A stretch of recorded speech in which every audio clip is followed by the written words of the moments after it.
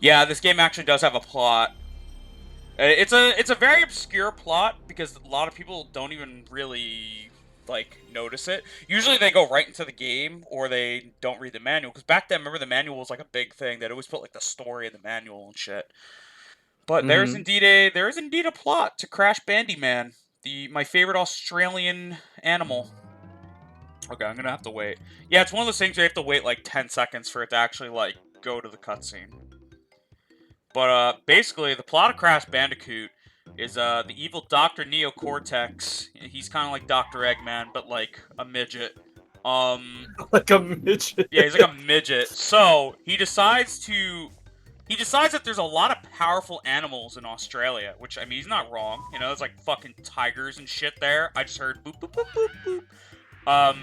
He decides he's going to create a super soldier army in Australia by using the animals as lab rats and turning them into like these super monsters. And for some reason, he chooses a Bandicoot and to be the leader of his army, and that is Crash. But it ends up being a complete fucking failure, and Crash's mind literally gets like microwaved in the process. So he becomes very stupid. Let's put it that way. That doesn't sound too good. Yeah, his brain. Oh yeah, here you go. We have not determined the cause of past He like failures. microwaves his bro's brain. Bandicoot will be my general, and he will lead my Cortex commandos to world domination. This time I shall reign triumphant. We are closer than ever before. There he Quickly, goes. into the vortex. Rip this guy's brain. The vortex is not ready. We have no idea what it could do. Fail again. And then he becomes a failure. And then he jumps out the window. Prepare the female bandit. So basically, after he microwaves Crash's brain, Crash escapes by jumping out a window. But the sad part is that he actually leaves his girlfriend behind. And then as he jumps out the window, he kind of catches his senses, and he's like, "Oh my god, I just left my girlfriend on this island with this evil guy." And his plan is to turn her into the next commander of his army. So now it's up to Crash to save our girlfriend, or his girlfriend. It's up to us as Crash to save our girlfriend. And that's the plot of Crash Bandicoot 1. There's actually a really, really sad irony to the plot of Crash Bandicoot 1, though. Okay, and of course I told you... What's the sad irony? Okay, so the sad irony of Crash 1 is, did you know, not even, like, 6 months after this game takes place in the canon, his girlfriend breaks up with him and leaves him for one of the bosses in this game? What the fuck? Yes! So he goes through all this trouble to save his girlfriend, and then she just is like, yeah, I don't think this is gonna work out. And she just leaves him. She leaves him because he has brain damage! Oh. Literally! She literally leaves him because he has brain damage. And then she leaves him for one of the bosses in this game. You'll see later, Pinstripe. He's like an Italian guy. He's like an Italian, like, marsupial thing. Did I get them all? Sick. So yeah, Crash does not have a good track record when it comes to women. So yeah, the name of this game, I've told you before, break all the boxes. We break all the boxes, we go on to the next stage, and boom. That's video games, gamers. Oh, I got it perfect. Cool. Ba-da-ba! Okay, I'm just getting up my little... I'm not using a walkthrough, but I'm using a remembrance guide that I personally created by replaying the game, where I actually, each level, I have it written down if I can get the gem there or not yet. So, we can get the gem in the first level, but we cannot get the gems in the next two. So basically how this game works, is very early on. This is mostly an issue with Crash 1. Crash 1 is a fun game, but it has a lot of flaws that were literally fixed in the sequel, which the sequel's my favorite one in the series, but Crash 1, basically, it has a lot of flaws in the sense of, like, there's a lot of things that you would be like, why is this not common sense, that are just not incorporated into the game. One of the examples is that there's actually a decent amount of backtracking in this game. So pretty often early on in this game, you actually cannot get gems in the levels because you have to go back and get different colored gems. Now, that is a thing in later games, but the backtracking is reduced to, like, a minimum. Here, most of, like, the first 1/3 of the game, we have to just bum rush through to actually get to the second island, and it's not until the second island that we can actually start getting the colored gems. So, that's just one of the flaws of this game. So, we're just running, basically. Destroying shit does not matter at this moment. We're just running. There's, like, also tons of little minor things that kind of add up as it goes on, but that is, like, one of the complaints. Okay. This is by fucking any percent, bro. Oh, wow, we already have, like, 11 lives. Okay, so one thing about Crash games, you know, I always hear about how hard these games are, but these games throw extra lives at you. So, regardless of how hard these games are, you can't say these games aren't fucking generous. These games literally, by the, watch, you'll see, by, like, the end of the second world, I'll have, like, 99 lives. Like, this game loves to give extra lives away. So, despite you dying a lot, there's usually, like, a min-max where you're dying a lot, but you're also getting a lot in return. So, you're typically always in a good scenario. Yeah, I can't get all the boxes here either. Oh, man. Typically nowadays, most people would say the remakes are the best way to play these games, and I will say the remakes do add a lot of quality of life stuff. I just personally don't like that they got rid of the art style of the originals and kind of went for a more, like, modern look. Now, I think there's a way to keep the art style intact while still modernizing it, but instead they went with, like, very modern designs for all the characters and stuff, which I'm not a fan of. But I still would recommend the remakes to people who are newcomers to this series, simply because they're very easy to get into. They're very, welcoming. So, I would say, like, for example, like, I'm not saying you would play it, but, like, if for some reason someone, like, you were to play these games, I would recommend the remakes. Even though I don't like the art style, I feel like that's just kind of, like, a nitpick. I still think they're perfectly fine remakes. It's kind of like how we talked about Sonic Adventure being remade, like, a while back. And do you remember you were like, yeah, as cool as that would be, they'd probably ruin the art style of the games? Yeah. Yeah, it's like that. Like, the remakes of Crash are cool, but the art style is just completely lost in the process. Also, the music has been given, remixes, and I think everyone collectively agrees the remixes of the songs suck. For some reason, instead of keeping the original soundtrack, they were like, nah, we gotta, like, remix it, and it's, like, really fucking bad. It is not good. But I think there's a mod for the PC version that just puts the original back in. Okay, let's go. Boulders! Okay, so boulders in this game are usually considered This is the hardest version of the boulder stages in the whole franchise, simply because back then, there was no dash button, or, like, you didn't have a very, expansive moveset. So Crash in this game, his moveset is very simple. He can jump, he can spin, that's about it. Like, in the later games, he gets the slide, he gets the super jump, he gets the belly stomp, like, he gets, like, all these advanced techniques. And the slide is really good on boulder stages, because it gives you enough momentum to always be as far away as these fucking things as possible. Here, all you can do is walk. You just power walk. So, you have to be very, like, what's the word? Like, you have to be very intricate about what moves you make in these levels, because otherwise you'll just get crushed by this fucking boulder. But typically, as long as you don't make a wrong turn or a wrong mistake or hit anything, you're usually fine. I don't think the boulder stages are too hard as long as you don't hit anything. Which, I know, some people easier said than done, right? Like, Yeah. it's like the fucking it's like the Char Aznavour meme. If you wanna stop getting hit, just stop screwing up. But, like, I don't know. I don't think they're terrible. Ironically, I think there's one in Crash 3 Warped where even with all the really good upgrades you get in that game, it's actually harder. Because they throw so many obstacles. It's like, instead of a boulder, it's a dinosaur chasing you. And that one is, like, Okay. way worse, in my opinion. Alright, another level where, you guessed it, we can't get the gem yet, so... Now we're just gonna... It's like, very sporadic at the beginning of this game. It's like, you can get, like, one gem, and then, like, three stages go by, then you can get another gem. That's why you'll see, how I play this game is I always go all the way up to Embryo, which is Embryo is the, like, secondary antagonist of this game. He is the assistant of Dr. Cortex. I always beat Embryo, and then I go back and I do everything else again, like all the backtracking stuff.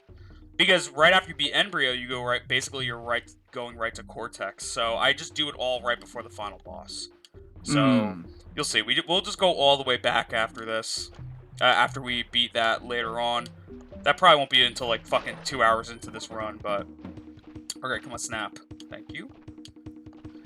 I would say Crash is a lot about...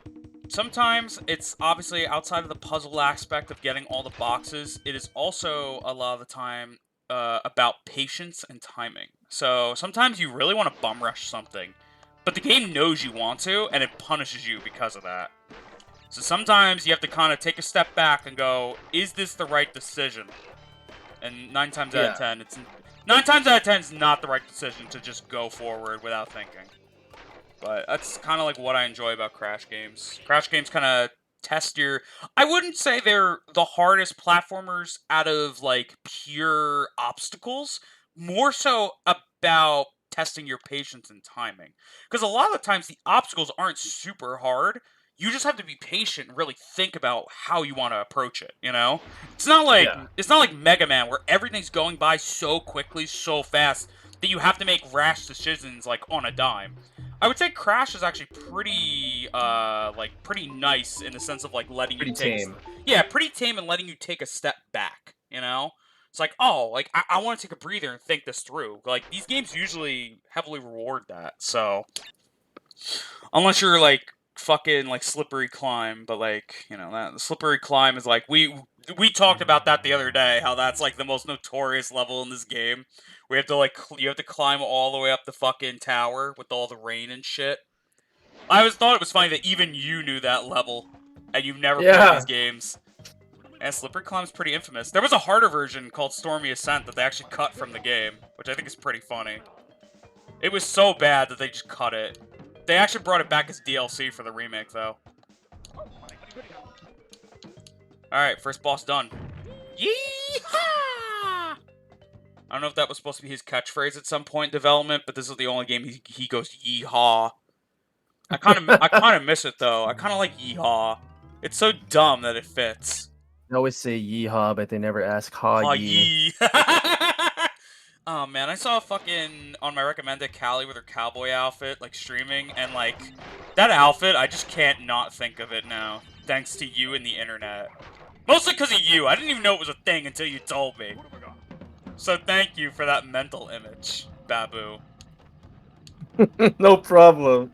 Because now every time I see it, I watched a clip where they're like, why don't you have a horse? And she literally said, you guys know why I don't have a horse. I was like, Jesus Christ.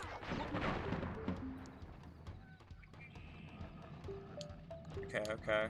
Yeah, by the way, another level where we can't actually complete it. Get all the gems yet.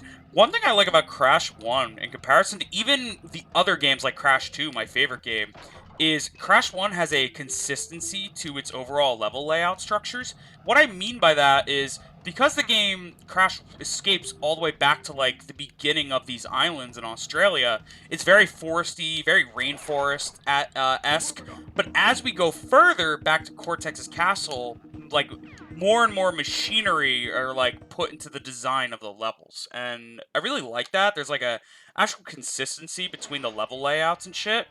Later games actually kind of don't do the level layout consistency because they go for different logic in the levels. So in Crash 2, instead of like traveling islands, you're actually traveling to different warp points in the world.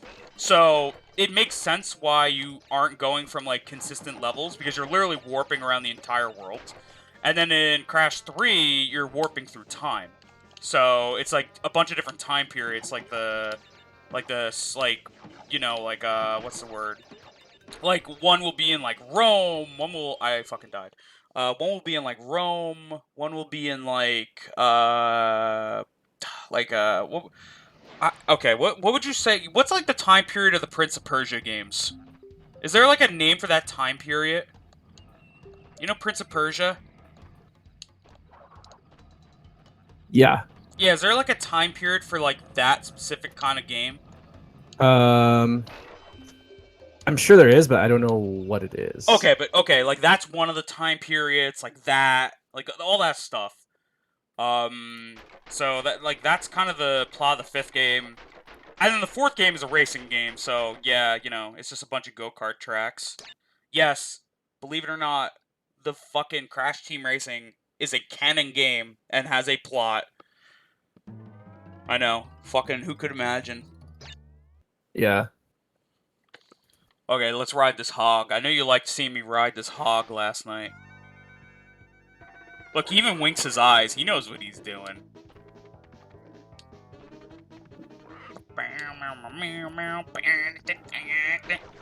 If I ever ride a hog, this is the music I want to play.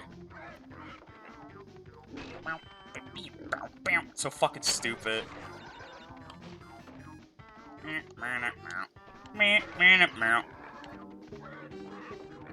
I'm hog wild and... Ooh. Oh, nice, we got it. Nice. I'm actually getting this consistently now. Oh, fuck, I missed.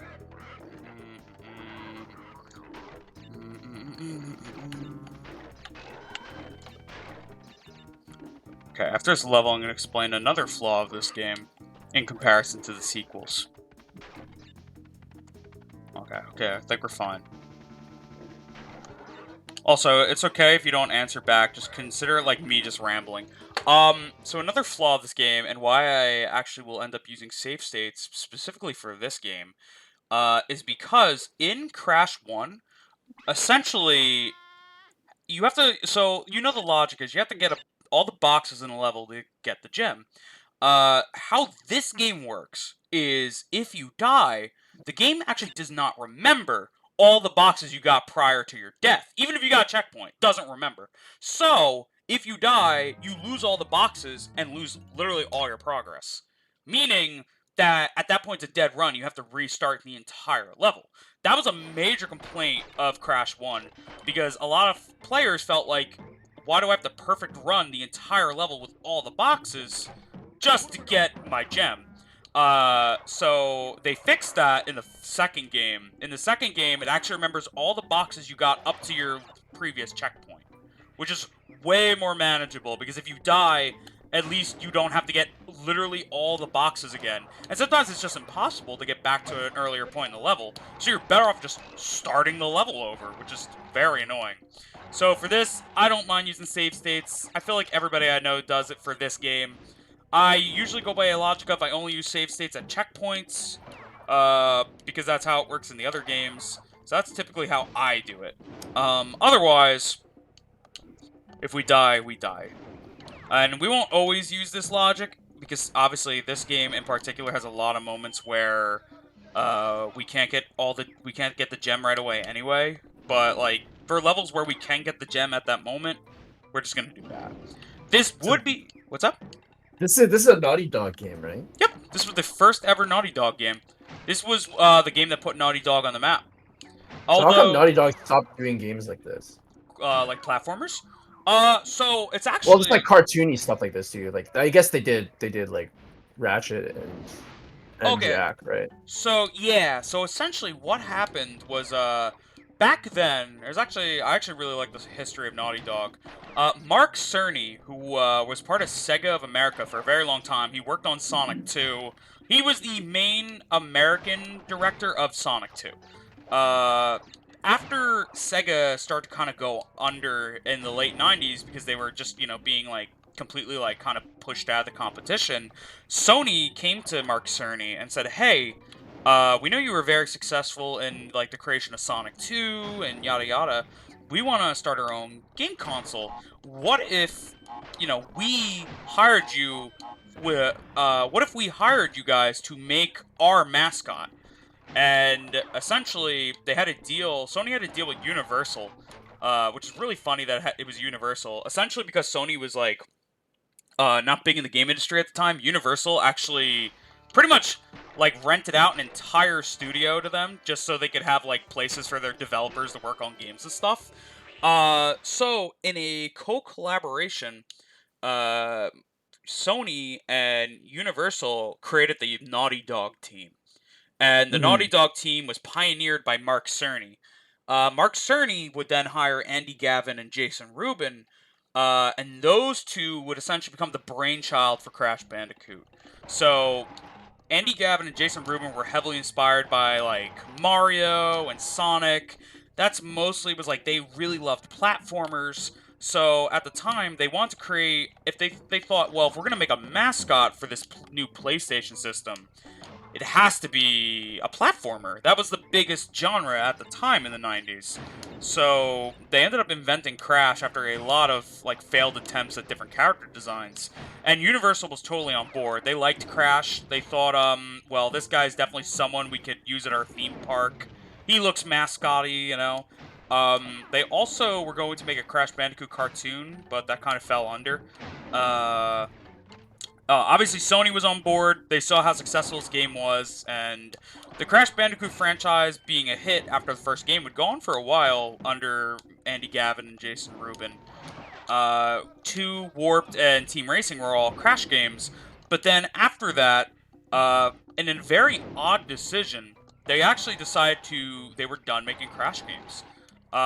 Universal was still given pretty much the rights to outsource the IP to anybody they wanted, because Sony really didn't give a shit in that regard of like who made Crash games as long as Crash games were being made. But Naughty Dog said after Team Racing that we've done all we could. We don't know where else this series should go. Like we've ran out of creative ideas for Crash Bandicoot. And that's when they started making Jack and Daxter. Naughty Dog was very infamous in early years for never sticking with the same series outside of one console. So Crash, they only did it on PS1. Jack, they only did it on PS2. Uncharted, for a while, they only did it on PS3. You know? I don't know, but like, considering like at this point I don't even have any PlayStation consoles anymore, like, that's why I never got to play it. I know it came out on like PS3, but I was not into that kind of stuff. I wasn't in the mindset of like trying new things back in the 2010s. Like at least the early 2010s. I was a bit stubborn, I would say. I really didn't start trying new things until we started hanging out. Before then, I was like perfectly content just like with whatever I liked. Trying what? What'd you say? I actually didn't start trying new game franchises and stuff until we started hanging out. Because before then, I was like perfectly content with like just trying nothing new, essentially. Really? Yeah, I don't know. I was just oddly content with that. But like as I've gotten older and like we've hung out, like I'm usually more open to trying new game franchises. Yeah.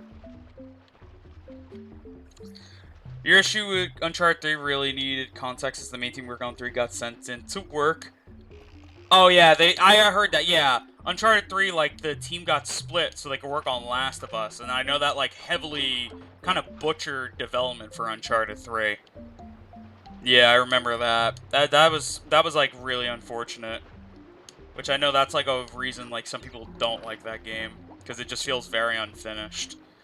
Reminds me a lot of RE3, where a lot of Shinji Mikami's team started working on RE4, so they just like split the team in half that worked on RE2, and they told one half like, yeah, you're making this game now.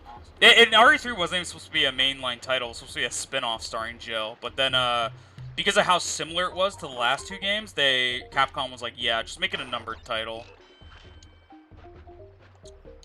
But yeah, it kind of reminds me of that. It's almost like when companies like split a team in half, the product never ends up being good, you know? Uncharted 3, well, actually, I like Resident Evil 3 a lot, but I know a lot of people think it's flawed. Uncharted 3, RE3 has issues. Sonic 06 is probably like the prime example because that game was literally split in half because Sega was like, we want a Wii port, and Sonic Team was like, we literally cannot make a Wii port of this fucking game. People say Uncharted 3 is the perfect game. Oh my god. I know you heavily disagree with that one, Black. I remember you talking about that game. I actually think Uncharted 2 is better. 2? Yeah, I like 2. I beat 1 and 2. I actually liked both. I didn't like. Okay, okay. Maybe I don't. I'm probably not the best person to like kind of talk about Uncharted with, but I did beat 1 and 2. And I enjoyed them. It's hard to like. Okay, have you ever felt like you don't really have a very critical opinion on a game? You just played it. You were like, these are fun, and like that was kind of like all you ever thought about. Yeah. That's me with Uncharted 1 and 2. I've never thought of them critically, but... So I've never really thought, like, oh, are they Naughty Dog's best creations or any shit like that. But I enjoyed them. I played them. I had a fun time. I think I had the most fun with 2, though, because I got to, like, shoot a lot of shit in 2. You know, I got to be, like, very brain dead in 2. I remember the final boss, though. I remember making a joke out of him. I remember, like, literally BMing the final boss, the bald guy. It was really funny. Uncharted fans will somehow say the first game is the worst. What? Nah. No, first game's good. I like the first game. I liked the twist of the first game, like, where all of a sudden these, like, weird fucking zombie people are showing up. Dude, that actually creeped me out more than, like, this is gonna sound crazy. That creeped me out more than anything in RE4. Just gonna say it. I mean, RE4 is a fucking comedy game. Yeah, exactly. It just makes a bunch of jokes and shit. Like, dead ass. I played that and I was like, wow, this game's kind of creepy. Never in RE4 I was like, this game's kind of creepy. I did play Uncharted 1 and 2 on my PS4 back in, like, years ago, and I did like them. I heard the fourth one's cool. I know the fourth one also has a Crash Bandicoot, like, literal reference, and, you know me. I like that. I like references to my favorite franchises. There's literally, like, a whole scene where Nathan Drake sits down and he's playing Crash 1, and you actually replay the boulder level from this game, which I think is really cool. Oh, yeah, yeah, the boulder level in this game where the boulder chases you that we were just talking about before. Oh! Yeah, there's a scene in Uncharted 4. It's like a cutscene, but it's a playable cutscene where you can actually play the level from this game in the cutscene. And, like, Nathan Drake's, like, talking about Crash Bandicoot. It was supposed to be, like, a nod to Naughty Dog's origins, you know? Yeah. Oh, sick, we beat him. Yeehaw! Do it! Man, that's, honestly, I think somebody should, like, do that when they're, like, I think somebody in sex, when, like, having sex, when they bust a nut, they should do that. They should just go, yeehaw! Okay. Okay. Same shit with GT. GT, he made some character designs, he created some rough drafts, and they went from there. People act like he's done more with Super than he did with GT, but he didn't. He's probably done even less than what he did with GT. Because he can't even remember his own fucking characters. I don't know, man. I feel like it's like the Sakurai effect, where we blame... Okay, now, you know, I think it's funny to blame Sakurai, but it's like the Sakurai effect, where we blame Sakurai for, like, everything wrong with Smash, when it's like, there's way more people involved with Smash than just Sakurai, you know? And, like, we see... But he's the public face. Yeah, exactly. Toriyama created Dragon Ball, therefore his fault, you know? But it's like, Toriyama has, like, zero involvement anymore, really. Now, at this point, he officially has zero involvement, but even when he did, quote-unquote, work on Super, his involvement was, like, maybe 5%. Like, it was nothing. Toyo and Toei really were, like, always the brainchild behind Super. Because they wanted someone who could emulate Toriyama's style. Toyo might be a shit writer, but he's a pretty good artist. So, I get why they wanted his art, but they should have brought someone on who could fucking write, you know? Oh, yeah. I know for a fact Toei will one day abuse One Piece like they've tried with like they've done with Dragon Ball. They will try, at least. They will try to abuse One Piece, because here's the thing. Dragon Ball is being milked, and that's, like, pretty much only... Like, here's the thing, right? Dragon Ball was, like, super popular in Japan for a very, very long time. It's still the most popular anime, like, in the States, sure, like, on the North America side of things. But Toei is a Japanese country. Toei is like a Japanese company. At the end of the day, they are going to, you know, more so want to milk One Piece because they know in their market, a One Piece sequel will still sell incredibly well. If Super is selling incredibly well, and it's not even the most popular anime in that country anymore, One Piece, they're like, oh yeah, this will definitely sell like fucking hotcakes. And I pray that in 20 years when they bring it back, Oda doesn't have the same dementia that Toriyama has, and he, like, tries to put a stop to that shit, you know? Although, at the same time, I'm hoping that Oda had a way better, like, documentation written up, because it's actually been publicly, like, well known for a while now, that back when Toriyama actually signed the deal for Toei to make the Dragon Ball animes, he got a really shit deal. But back then, it sounded good because he was making money, and it was essentially that any anime property regarding the Dragon Ball IP, they have full control over, and he really doesn't have a say. So, them milking Super, that was always something they could have done, and he would have had no say. So even if Toriyama did still have, like, you know, any sense of reason at 78, he couldn't even stop it. It's like... I was about to say, I'm pretty sure Oda, I mean, it's like, Toriyama went through all this stuff, so he already knows. But, like, yeah. this is fucked up. Exactly. And Toriyama was, like, a young man when all that, like, when he, like, signed the agreements for Dragon Ball to get an anime and stuff. Like, he pretty much, in the grand scheme of things, was like a puppet for the rest of the mangakas, you know? It's kind of sad. He was like a guinea pig. Toriyama got fucking shit on so all other mangaka could properly take care of their IP better, you know? It's a real shame, but it's like what it is. You think Oda has more control over his series than Toriyama does? Yeah, no, and it's true. But that's because... No, that is actually a fact. But that's also because Toriyama grew up in an era in the 80s and 90s where he was just getting shafted, you know? He grew up in an era where, like, IP stuff, like, wasn't as serious back then as it is now. You know? It's a way different game nowadays. If Dragon Ball was made in modern day, let's just, like, make a time machine, Toriyama's young, and he's writing Dragon Ball for the first time. That IP is taken care of way better than it was back then. Simply because of how things are differently culturally nowadays, you know?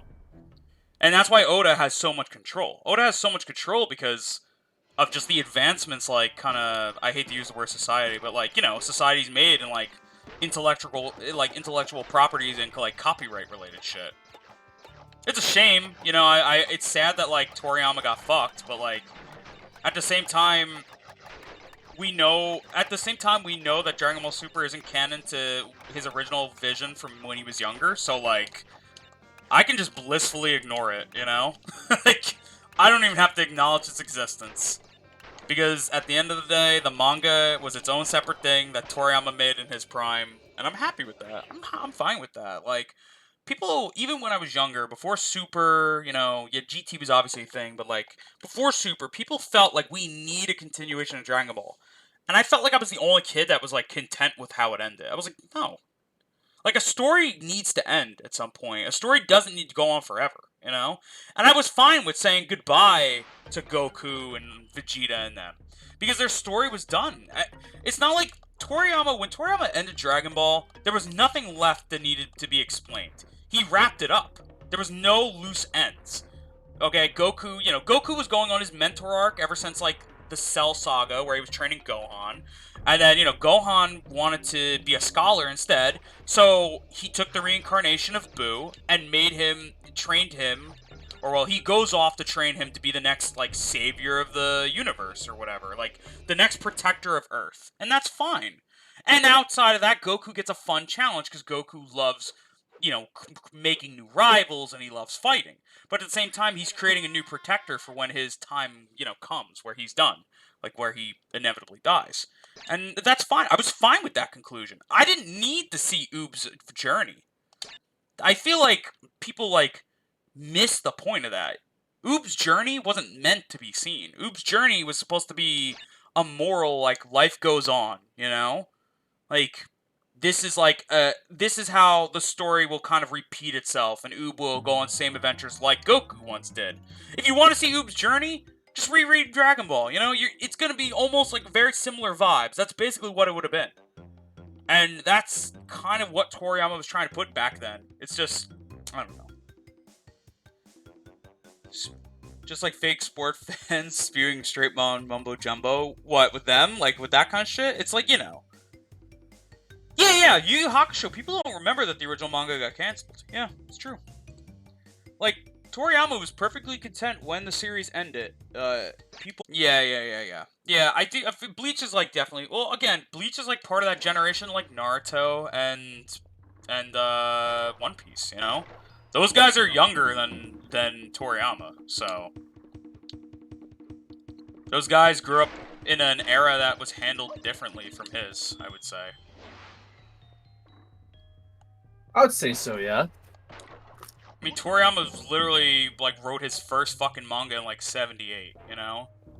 Then those guys were probably, like, literally kids then. So, all of them started around, like, 98, you know? That's like a 20-year difference. That's a big difference in the manga world. But, yeah. Long story short, you want my opinion, it's not Toriyama's job to fix shit.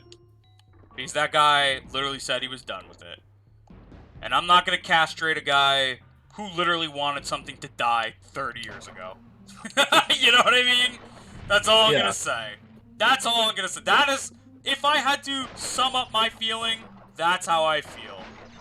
Now, it's kind of like when Oda ends One Piece and Toei inevitably tries to bring her back. I bet you $10 people will be saying the same thing I'm saying now to defend Oda.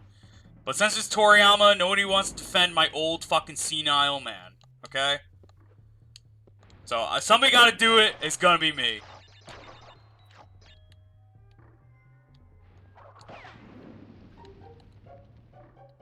Yeah. I mean, okay. In a good sense, at least. Oh, fuck. I think the best thing regarding that, Black, is at least the solace of this is that Toei has made it clear that the Dragon Ball Super canon is separate from the original manga canon. If anything, they said it is canon to their adaptation of the DBZ anime back then. And that's fine. You know, whatever. At least they're trying to fix a headache, you know? In some regard, they're trying to fix a fucking headache.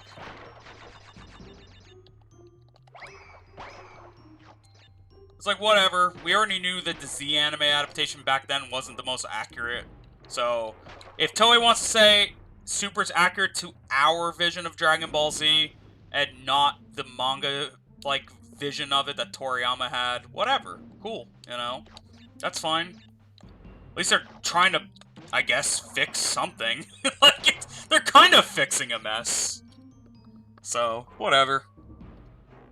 Again, Super don't bother me. I haven't actually read that shit or watched it in years. Because I don't like it. And because I know it's not canon to the manga, I don't have to care. So, I don't. I just choose not to. You know? It's kind of like, hey, Mecha, have you watched Boruto recently or read it? Fuck no. See? You know why? Cause it's shit.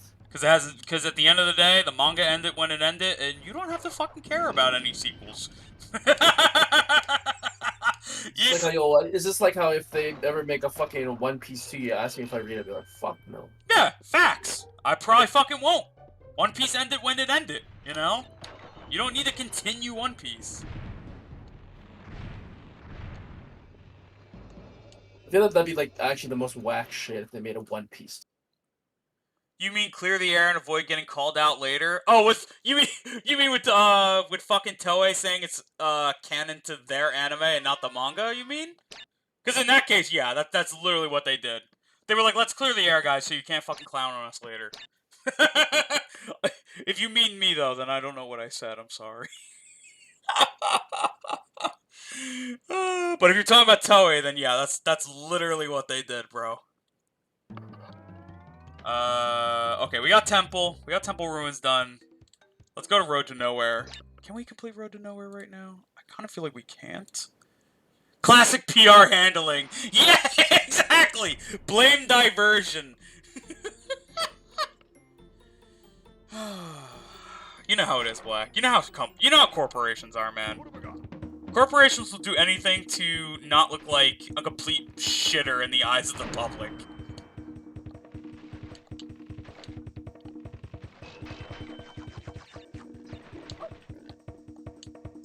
Wow, I actually never knew that Boar is just straight up invincible.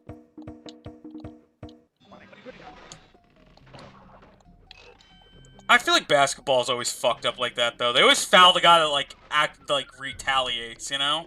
How many times I've watched basketball, and it's like, the guy who retaliates to getting fucking slapped or punched is the one that gets in trouble, like... That shit, it's so fucked up that like, that's so commonplace, honestly.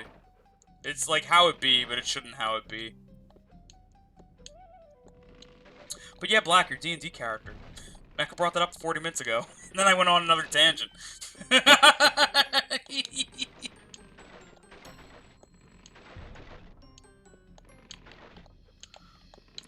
Oh, okay. Wow, I'm too fucking good, guys.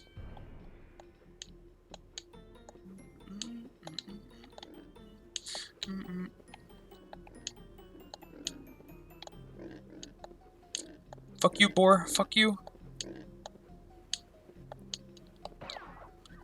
Okay.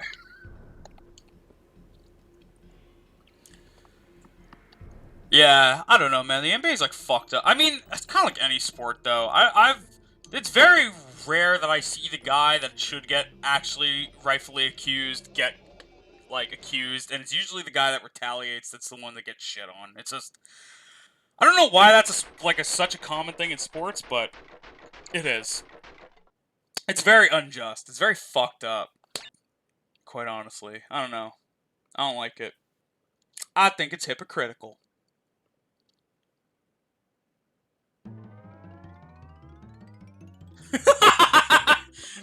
Yeah, I would've...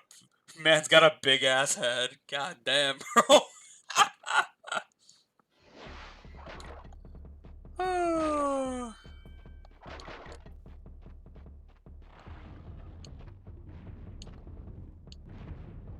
Yo, you trying to make my man like Crash Bandicoot? Come on.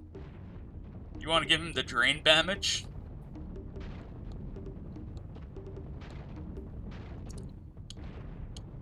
I'm happy that Shiro kind of established his character more, though. Cool that we kind of have a basic backstory, though.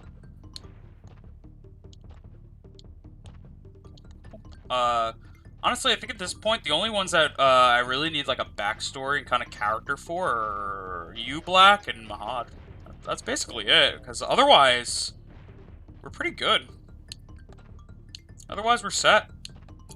In the regards of, like, being able to get some creative ideas. Now that I have Shiro's character more established, I have a way better idea of what I can do to kind of tie his character into the story, so. And that's my whole point. My goal is to tie you guys into the story so that you can have a fun experience and not have an immersion-breaking campaign. I know, look at me, talking like I've actually done a D&D campaign before. I'm just talking out of my ass, guys. I'm like Naughty Dog when they made Crash 1. I have no shit on my resume. But you know what? Crash 1 ended up being a banger, so like... Whoosh! Who we're working on today? Very nice, very nice.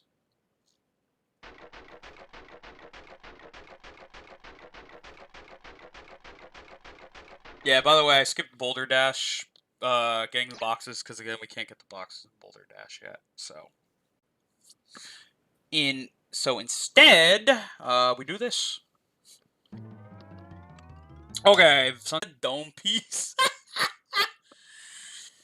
I don't know. How do you feel about that, Mecha? Do you agree? What? Do you agree that usually in sports, it's always the guy that retaliates that actually gets in trouble, not the guy that starts it? You shouldn't be retaliating. Well, yeah, but don't you think the guy that starts shit should get in trouble as well? Well, I mean, as long as it's not, if they just call it foul, it's not excessive. It's not excessive, then it's not their fault. Okay, so in this case... Or usually part of these sports is physical contact. So in this case, Kyle Anderson called Rudy Gobert like a bitch, like 7 times in his face. Uh-huh. And Rudy Gobert responded by, you know, well, retaliating. It's trash talk, right? Yeah, okay, and yeah, trash talk's a thing, but like, can we really blame the guy for retaliating? Like, what's he supposed to do? Sit there and take it? Like... Yeah. Yeah, he's supposed to sit... Okay, if you're a real team player, I'll admit, you do take it. A lot of guys, a lot of the true leaders of teams they'll Yeah, but just. Rudy Gobert is a fucking Oh yeah, Frenchman. oh yeah, exactly. Fucking, them French. You're Canadian. You know them French people. They're like your mortal Oh, that's enemies. true. They're like your mortal enemies. No. That's true. But I don't know. Real leaders. Okay. How my dad always, because my dad, used to play like baseball. He used to do basketball. He did a lot of shit. He was like in minors for baseball for a time in the 90s. If somebody trash talks you, how you should respond is you're like, yeah, yeah, yeah. You kind of yes them off, and then you shut them up by doing something on the field. You do something in the game to shut them up, to kind of like knock them down a peg. Like, look at you, little bitch. Like, you couldn't even stop me from doing this. You don't say that, but that's like you do something in the sport to shut them up, right? That's usually how like a healthy way of like retaliating is. But I feel like, yeah, sometimes people don't retaliate in the healthiest way, but sometimes it's like it's hard to kind of blame them in certain scenarios. Like Rudy Gobert, fuck him, he's French. I don't care about him. But like, I will say in certain scenarios there are like times where I think football is a great example where you'll literally see a guy aim for the dude's neck purposely to hurt him, and then the whole bench clears and they start beating the shit out of people. And then who gets in trouble? The guys that cleared off the bench, not the guy that tried to break the other dude's neck, And in that regard, I'm like, that's fucked up. He literally went to break this guy's neck. Like, that was his intention. That wasn't like, oh, I'm playing a physical contact sport. That was, I wanted to hurt this guy because he showed me up on an earlier play and I'm mad about it, And in that regard, I can get it. But like in some regards, like Rudy Gobert, like, fuck him, He's just a bitch. Yeah, teammates. Teammates is a whole different level, dude. You shouldn't be fucking doing that shit with your teammates. Like, that's just dumb. Why the fuck you fighting fucking... Wait, that was his teammate? What a fucking clown. Yeah, like, if that's your teammate, what are you doing, man? Bro, he is a bitch then. What the fuck? Oh, for real, yeah. If it's your teammate, I didn't know that, like, that much. I didn't realize it was his own teammate. Yeah, like, I don't think that's justified. I think if you're supposed to be this, like, NBA All-Star or some shit, instead of, like, you take him in the locker room later, and you, like, what the fuck's your problem, man? Like, let's talk this man-to-man, You don't, like, respond in a game with everybody out to watch, like, some fucking circus show, That's different in my eyes. Yeah, you're fucking professionals, man. Well, that's the thing. You do it in private. You take him aside in the locker room, and you're like, what's the problem? We need to hash this out, because, like, this ain't gonna work, You don't fucking just, like, start swinging like a fucking, I don't know, fucking clown. Like, everybody's watching, bro. The whole ass nation's watching. Oh, Rudy Gobert is kind of a fucking clown, so... I mean, do you remember the COVID thing, where he was, like, when he was, like, joking about COVID, when, like, COVID first hit? And he's like, oh, and then like, he got it, and then yeah, he was the one who shut down the NBA for the year. Yeah, he literally made COVID out to be a joke. And he's like, look me touch this water bottle. Like, oh, geez, guys, I'm gonna get sick. And then he, like, actually got sick. Dude, what the fuck, What a fucking clown. Yeah, and then they had to fucking play the Mickey Mouse tour. For that fucking Mickey Mouse ring, Who won that year? The Lakers? Who won the Mickey Mouse ring? I think it was the Lakers. Mickey. Mickey. Yeah, it was Mickey. That's like when the Dodgers won. When the Dodgers won the World Series that year, and they only played like 20 games. Everyone's like, the Dodgers, bro! Los Angeles is the fucking city of champions. It's like, bro, both of your teams won on fucking seasons where they played like maybe 20 to 40 games, okay? Shut the fuck up. I couldn't... If that was Philly, let me tell you, Philly fans would not be proud of that. Philly fans would not be proud to win in a fucking, like, shortened season. And they would not call themselves the City of Champions. They would be hella disappointed if anybody said that.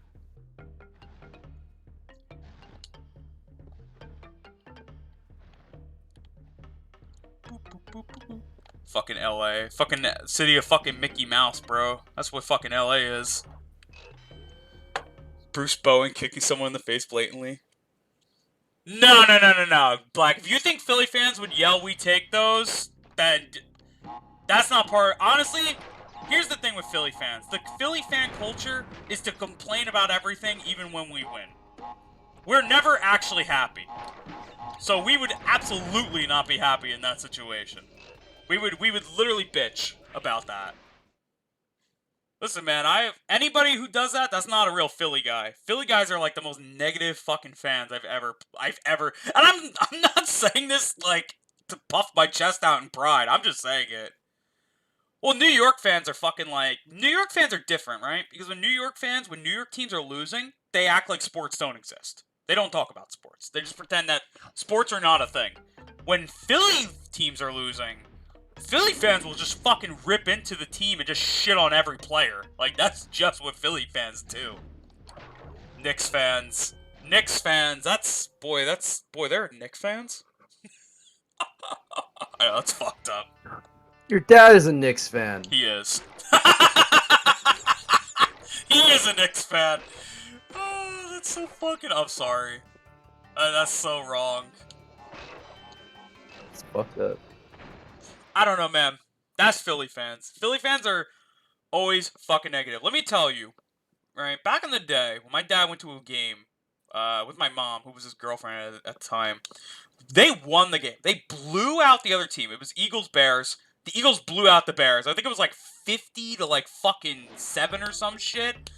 And they were leaving the stadium, and fans were bitching because Randall Cunningham, who was the quarterback at the time on the Eagles, didn't get another touchdown to break a record. And that's what they were complaining about. And my mom was like, talking to my dad, whispering, was like, why are they complaining? We won. And my dad literally said, just don't talk and keep walking. Like, do not get in the middle of their shit because it will just turn into a riot. Because that's how fucking insane Philly fans are. They weren't happy they won a blowout game. They wanted Randall to beat a record. And, like, that in their eyes was a failure because he didn't get that record. So, Philly fans always got something to bitch about. Always. The Bears. Yeah. The sad irony of the Bears, even back then, was, the Bears were not very good. You know? Okay, but even when you beat a shitty team, you're happy your team won a blowout. Like, blowouts are fun to watch. Am I the only one who thinks that? Don't you ever love watching your team just shit pump another team? Because I think it's fun. It's usually more fun when it's like a rival, like Dallas. Like, I've watched the Eagles blow out Dallas, and those games are satisfying. Because you can watch the Dallas players on the sideline mentally breaking down from the ass whooping that they are receiving. And there's nothing better than that to me. That is a fucking Sunday. I remember Thanksgiving the one year. That happened. We played the Eagles in Dallas, and we fucking destroyed them. One of the best Thanksgivings we ever had. Great Thanksgiving. Great food. Got to see Dallas get shit pumped. It was great. Oh, yeah, the 49ers won. Yeah, when we blew out the 49ers and during the playoffs, honestly, I'm going to have to agree. That was not like a super satisfying blowout. That was just sad, bro. It was like so fucking pathetic. Like, in the Niners that whole year, they were hyping them up like they were this super team. They're like, oh, they're going to come with the Philly and they're going to beat the Eagles' ass. Oh, then we just squashed them like an ant. Like, it wasn't even anything. Bro, that had no QBs. Yeah, exactly. And then fucking Brock Purdy got hurt, and it was like, I guess this shit's over. You know? Yeah, the one QB they had a QB. They had Brock Purdy. He got injured. They brought the backup, and then he got injured. And then at the point, it was just, like, sad to watch.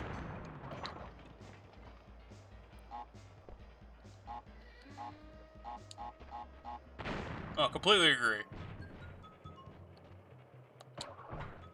Welcome to Crash Bandicoot, by the way, where we talk about nothing regarding Crash Bandicoot. We talk about Dragon Ball and sports and whatever else is on the mind. I feel like that's most of my streams, though. I feel like most of my streams don't stay topical. That's kind of the fun of my streams, you know? Yeah! True. That's just the fun of my streams. Nothing's topical. That's pretty on par, of course, for me, though. I mean, Black, you and I are, like, the same way with that shit, man. Like, it's like, we play... The video game is in the background, you know? I mean, listen, I said so much about Crash 1 yesterday that, like, when I was streaming yesterday, that it's, like, kind of said everything I wanted to say about it, you know? You don't get to talk sports much at all recently.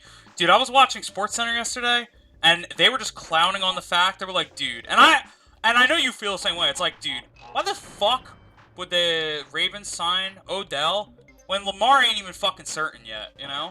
They're hoping, from what I was listening to, they're hoping that this entices Lamar to sign. But Lamar already wants to get traded, so it's like... And to be fair, Odell has not had a 1,000-yard season in like what, 3 or 4 years.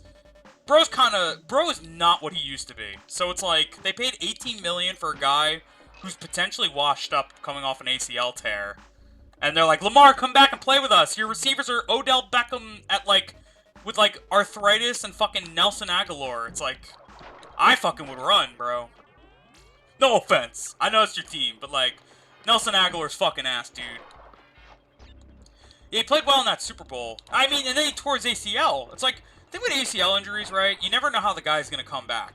The good news is like, nowadays, because of, like, the medical advancements, usually more often than not, ACL injuries actually are very manageable to kinda, you know? Yeah, if Lamar could stay healthy. If Lamar could stay healthy, I really think the Ravens, and if he goes back to the Ravens, even like with fucking Nelson Aguilar again, that's a horrible decision at fucking receiver. I think they can fucking make a nice run for it. What's their really, their biggest competition is because the Bengals are pretty much out now. Bengals are pretty much fucking done. They pretty much lost like a lot of the good defense that they had. It's like what is their competition in the AFC? Like Bills and Kansas City, like. I think they can make a nice run, you know? Oh yeah, last year was wide open. Honestly, even Kansas City looked like ass for like, what, more than half the year last year? It was like, so you never know, man. They haven't, like, really weird, because Kansas City, like, has, like, really no offense, but they managed to stick around, so. Yeah, Bills shit themselves. Bills, like, literally shit themselves. That was, like, that honestly was their year to win. Or their year to beat Kansas City, at least. And they just shit the bed. Smoj. I don't know, that's the Buffalo Bills, man. That entire fucking fan base is filled with tragedy. Canada's football team? Yeah, Canada's football team. Mahomes is just that guy. Yeah, just like the turf, you know? Fucking Mahomes and that turf. I'm sorry, I'm gonna be an asshole about that. I don't mean to, but like, come on. Worse than the Chargers? Dude, I don't know what. Like, the Chargers are the most, like, random fucking team. Because, like, they got, like, a good QB. They have all nice pieces. And yet they still mash the fuck up. Oh, the fan base. Oh, dude, who the fuck's a Chargers fan? Nobody's a Chargers fan, dude. When they left San Diego, all their fans left. Like, not with them. They just left. They left the sport, bro. They're just gone. Like... Yeah, the Super Bowl turf disaster. Yeah, nah. That, you know what? I'm putting on my Joe Rogan fucking tinfoil hat. That shit's conspiracy theory. That shit's a conspiracy theory. I don't give a fuck what anybody says. I know you like when I put on my tinfoil hat, Mecca. You missed yesterday. You missed when I put on my tinfoil hat for the Game Awards yesterday. Oh, what'd you do? We were talking. Okay, so first we were talking about how Last of Us won like 70 awards that one year, and I was like, yeah, come on, that was totally Sony paying them. But then we were talking about the fan vote, and I was like, okay, don't you think it's real ironic that Frontiers was winning, then all of a sudden they took the polls down so nobody could see it, and then later that night they're like, Genshin Impact wins. I'm like, nah, bro. MiHoYo threw them millions to win that award, okay? That was my conspiracy theory moment. MiHoYo threw them millions of dollars so they would win that award, okay? Maybe. Nah, tell me I'm wrong, bro. Why would they close the polls? It's right there. I can't tell you you're wrong. That's the thing. Exactly. You are correct. Exactly. I'm fucking JFK, bro. He was shot. JFK was shot, bro. Wait, but he was. Exactly. He was shot. Oh. Just like how MiHoYo paid Sony, or paid Geoff, the little test tube baby. Petra's brother. I'm sorry, Patricia's brother. We don't even know who Petra is anymore, Was Petra a test tube or was Patricia just the test tube? That's a good question. Genshin offered in-game items if they got votes. Bubba, see? Bubba's my tinfoil buddy! Thank No, they you. did. They did though. Yeah, they did, right? Didn't they offer like? Yeah, but wasn't it okay? But wasn't it like they offered it, but then like the actual reward was like actually very paltry. Like it wasn't even that good of an award. It's always paltry, but it's anything, any crumbs of free gems, you'll take it. That's That's so what- funny, man. It's like imagine advertising, we got this shit for you guys, and then you fucking like you get like nothing. It is a gotcha game. It's true. That's fine though, because you know why? Oh, did you hear about fucking Kishimoto about Frontiers? How he literally like leaked something that's gonna come up in the new update. No, what do you say? So, fans found in the coding, this is so funny, because fans will go through the coding of Frontiers, and this guy will answer. And they're like, oh, we went through the coding of the recent update, and we saw that you guys tried to implement a spin dash. Is that correct? And he literally answered on Twitter, he's like, yeah, we were going to put a spin dash in this update, but we couldn't get it where we would like it to. So we're actually going to save for the next one. I mean, to be honest, if it was already leaked, then he's probably like, oh, fuck it. I'll say it. Everyone was like, is he NDAing?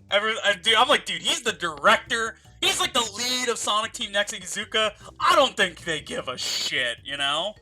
We broke your game, by the way. Can you still answer our questions? He was like, yeah. He's like, dude, he literally... Well, you know, usually developers just like, don't answer. This guy, nah, he's like, I don't give a fuck, dude. Yeah, we tried to put in a spin dash. But he wants to... It wasn't up to where they would like it, so they're actually going to save it for the next update. So yeah, be ready for a spin dash for all the people that wanted a spin dash. I ate the food in your fridge. When are you buying more? Dude, why are you, like, pretending to be Luffy right now?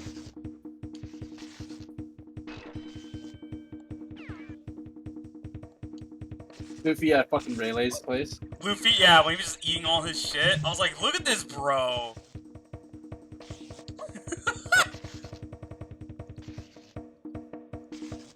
Alright, am I the only one that, like, wants to twerk whenever I hear the invincibility music in this game? I'm, like, literally twerking. Oh, fuck, I literally died. If you were the main character? Well, if you were main character, you'd be like Luffy, just, like, fucking stealing shit out of people's fridges. I'll eat everyone's food, too! Yeah, who's gonna stop you, you know?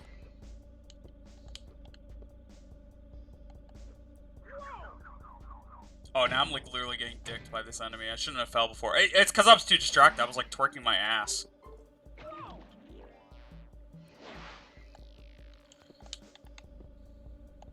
Okay.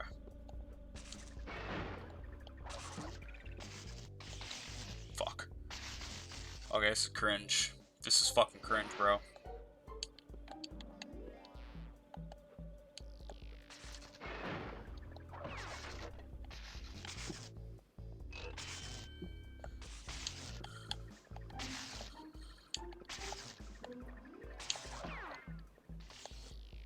It's because your ass was looking at the screen, not your face.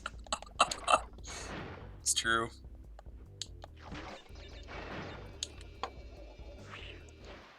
Alright, and now proceed to watch Crash. What's up? What are we talking about?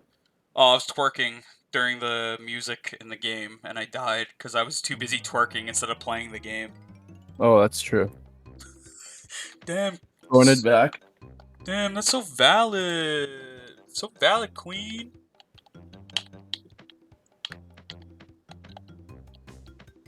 Oh, we got the heavy machinery one, okay. Doc looking with his ass, not his eyes! What does that even mean? What does that mean? Honestly, every time I see this Cortex thing, like of him like zooming in his like fucking webcam, I kind of think of you. Me? Yeah, I kind of feel like you would do something like this. Why? I don't know. I just kind of feel like you would like awkwardly zoom into the webcam. What does that mean? You know, just be like, "Hey guys," like the mist. You know when you like impersonate the Mista mic? Oh. I still can't believe you fucking were like at work and some guy like literally had that shit going on. I was actually crying. He was like talking and I was like, what the fuck are you saying? Dude, you should have fucking called him out. You'd be like, hey bro, how much is your salary? Can you afford an actual fucking microphone? Yeah, bro, I'm pretty sure you make much more than me. Can you buy a real mic? It's got okay. You ever watch like Sports Center and shit, and they have like these super shitty webcams and stuff.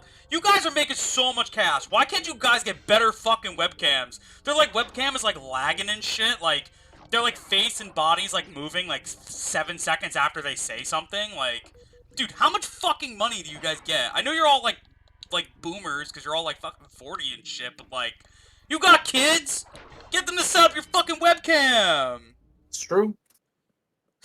If you stay broke, 100 emoji.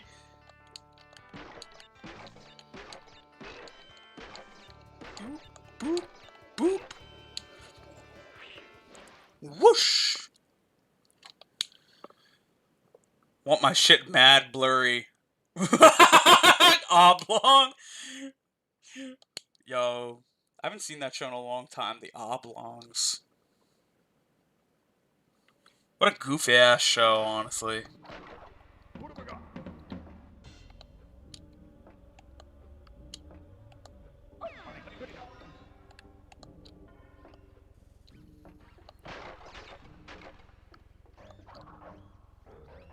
Boom, boom, boom, boom, boom, boom, boom, boom, boom, boom, boom.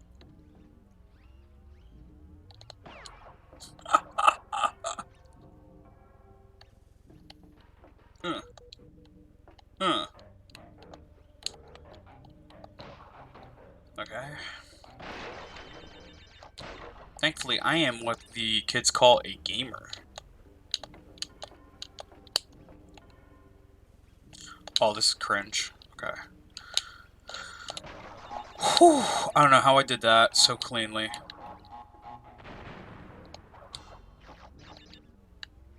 Nice. YouTube podcast, people will be coming to house and people talking like they're in prison. I don't think I've ever saw that, but now I'm curious. I think we're near the end of the level. Oh yeah, we are.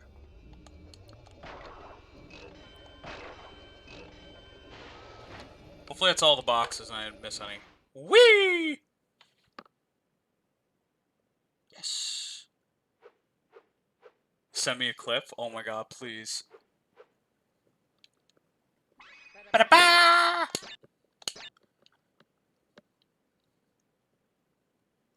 Yeehaw. Do you count yeehaw as a word? What? Would you count yeehaw as a word? Yo, why not? Okay, because I'm going to say, do you know, canonically, the only word that Crash has ever said is pancakes? But then I thought about it, I'm like, is yeehaw a word? So, like, he's said yeehaw and pancakes. So that is literally his fucking, like, dictionary. Interesting. Like I said, bro, he's got brain damage. That's his whole character trait. He's dumb. He literally just accidentally gets things done. He doesn't even know he's doing things half the time. It just happens. This guy would literally cure world hunger and just not even know. Pretty based. Cowboys say yeehaw and ninjas say hee-yaw. Yeah, it is pretty based. Honestly, good for him. He's just a guy. Honestly, I think Crash is the definition of a scrunkly. He's the definition. When I think scrunkly, I think this guy. He's just existing. He's just this little man. It's true. I wonder what he was like before the brain damage. That's a question I've always I want the answer to. But then again, he was an animal, so he probably couldn't talk. I wonder if his intelligence is greater or worse than when he was just an animal.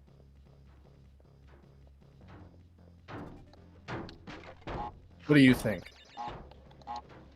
Honestly, I don't know, because honestly, he probably had higher intelligence when he was just a regular marsupial. Somehow. He somehow probably had higher intelligence before he had, like, a human composition.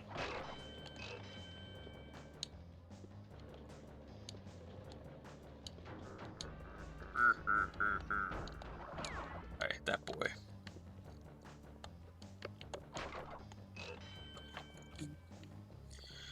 Okay, another thing that this level in particular usually always fucks me over with is one problem with the original game as well is TNTs will actually despawn very quickly off screen. So usually you have to kind of wait by a TNT, wait for it to explode, and then start walking away from it.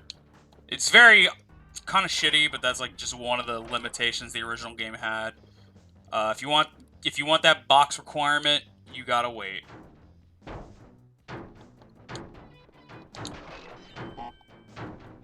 Okay, I can wait for here. As long as you can hear the explosive go off on screen, then it counts. You don't have to like be right up against them, obviously, because you'll die. Because you'll die.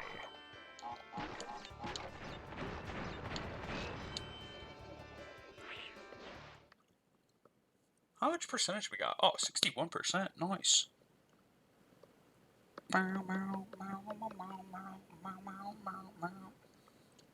See, I'm happy we decided to do it again. I was so deflated yesterday. I was like, I will not play Crash Bandicoot for like a week. But then I was like, we will play Crash Bandicoot. It's because I'm so stubborn, you know? You know that. I think you know better than anyone how stubborn I can be.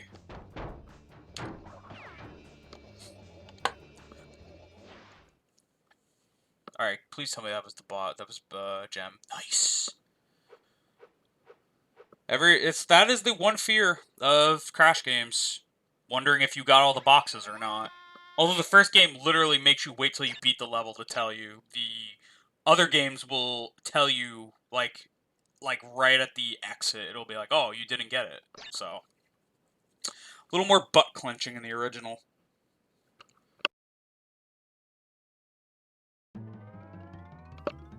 All right. You want to see the guy that Crash's girlfriend leaves him for? Here you go, guys. It's Pinstripe. He's based on Scarface.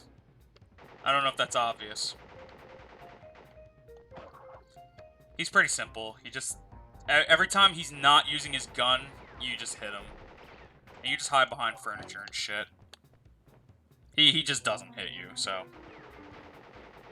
I think the first 3 he walks, and then the last 3 his gun jams, so...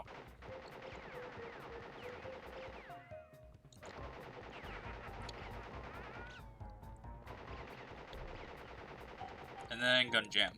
Boom.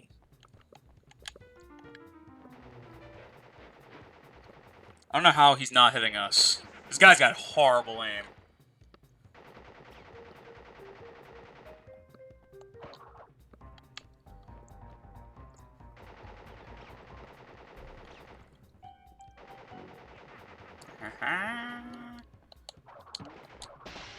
Yeehaw!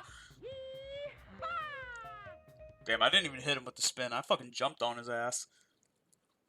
I didn't even know you could jump on Pinstripe. I thought you had to spin him. Alright. Here's a very lovely level. The High Road. Everybody loves this one. Alright. We can actually...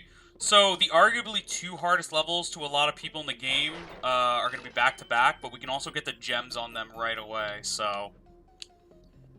We're going to indeed do that.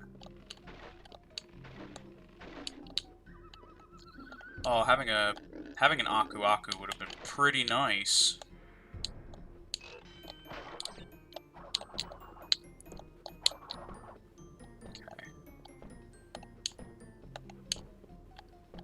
Okay. I mean, this level is not too hard as long as you can manipulate the rope technique. You just have to be good at the rope technique, honestly. That's all you need. Now, this one does have one hidden fucking box that I missed last time I played, so I have to be a little weary of where it is.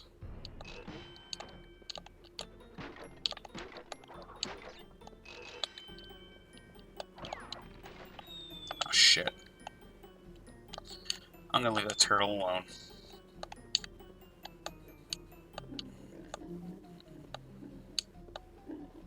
I feel like we might have already passed it, though.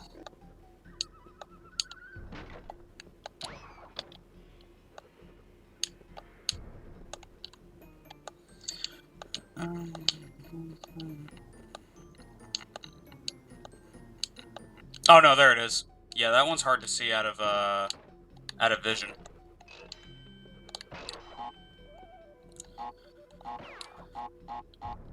Nice. Okay, got that.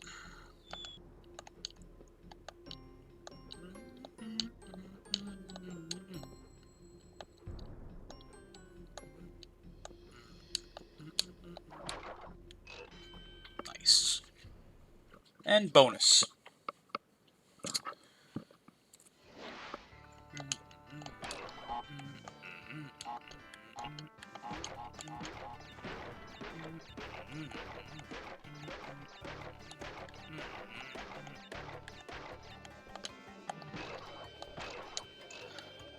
Sick. Alright, I think we should be able to get the gem here.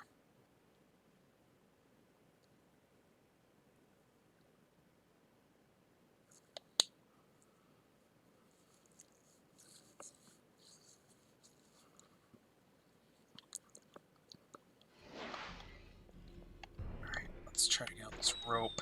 That's cringe. Shit. There we go.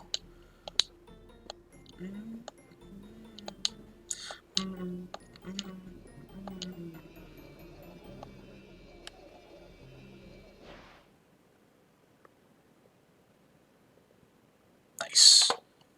That is a gem.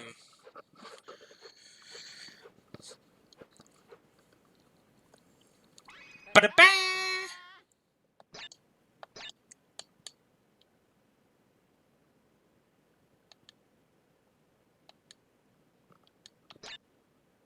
Perfect.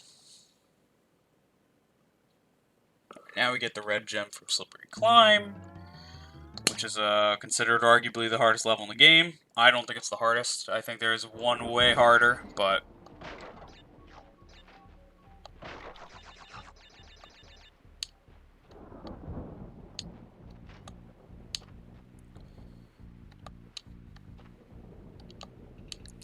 The hardest thing about Slippery Climb is there's like one part where there's not a lot of checkpoints. And it's on this lower path. Like, we don't see a checkpoint for a while.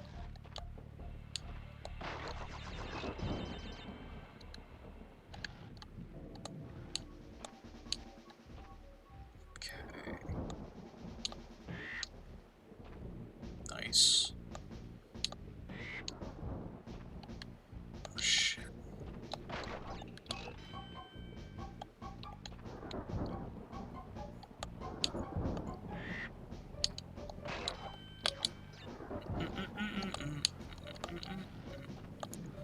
Yeah, I try to only save state on checkpoints, Tauno tokens, Cortex tokens, and Brio tokens. That's kind of like a rule I made for myself. So anytime I find those tokens is when I save, typically.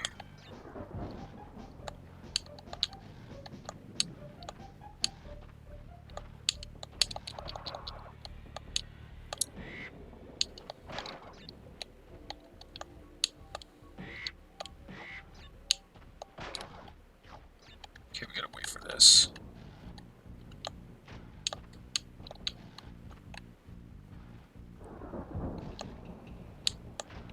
Fuck. Oh, we just had it too. Okay, I gotta wait. Oh, I keep getting it right at the end.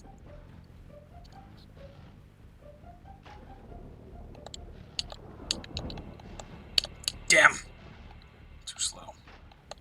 Okay. Alright, there we go.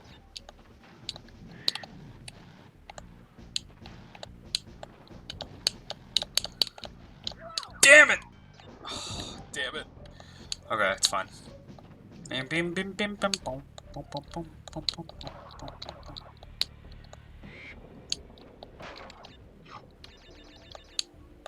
Bink, bink.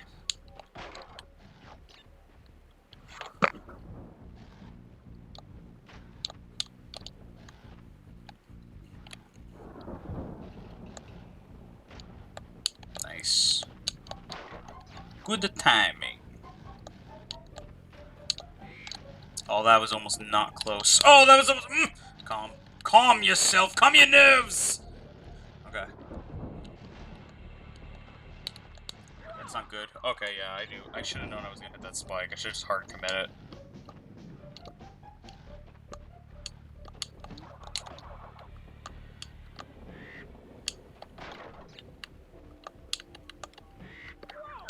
Damn, really? Usually I get that pretty well.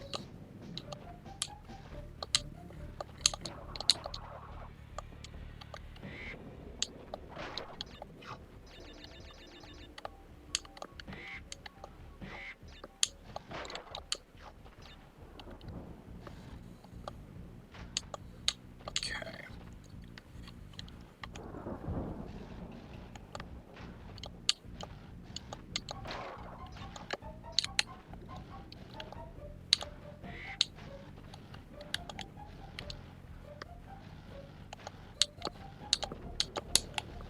Okay, cool.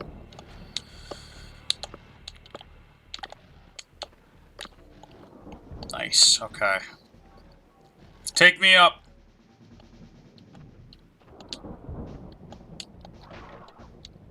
Perfect.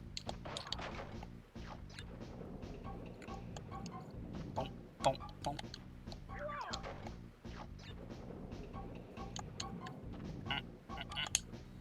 Okay. Ugh.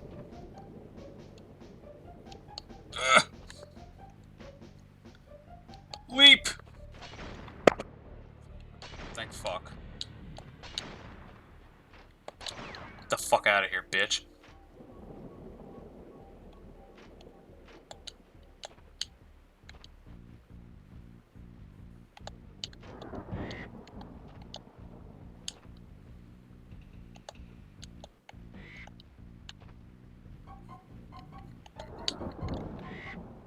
Boom, boom, boom, boom. Okay. One fear.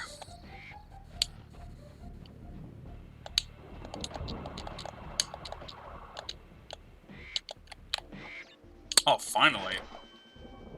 Oh, I don't even get the fucking... I don't even get the fucking Aku Aku. Awesome.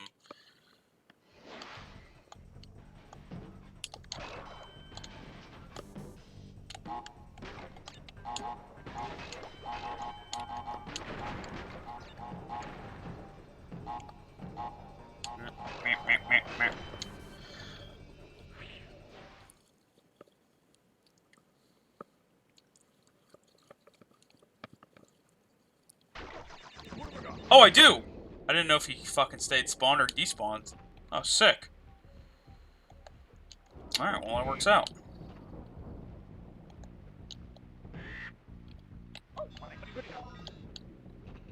See, he came in handy. A little sooner than I would have liked, but he came in handy.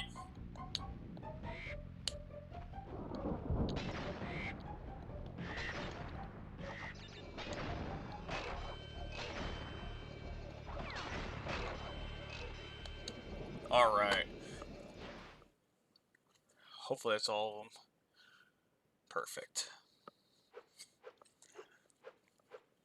Got a lot of lives in that level. They're really generous with lives in that level. Probably because it's so fucking hard for most people.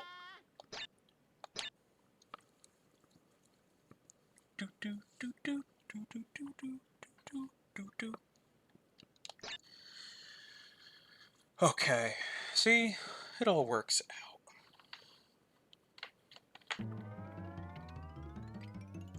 Okay, lights out. I actually can't beat this, get the boxes here yet, or the gem, so we're just gonna run. I think this is the last one, though. We have to just straight up avoid getting all the boxes. Now, the harder version of this level I fucking hate. Which you'll see way later. That's like literally like the last level we play before Cortex.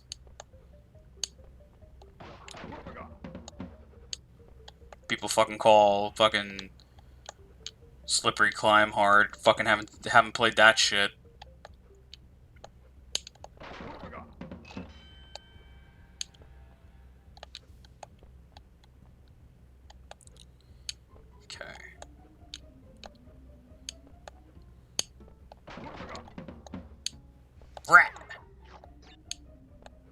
rat.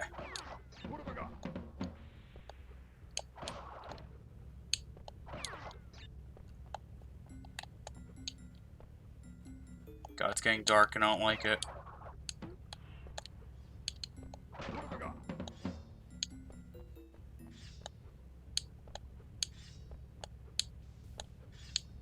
Uh. Okay, it's fine. Oh god, I'm blind. Fuck.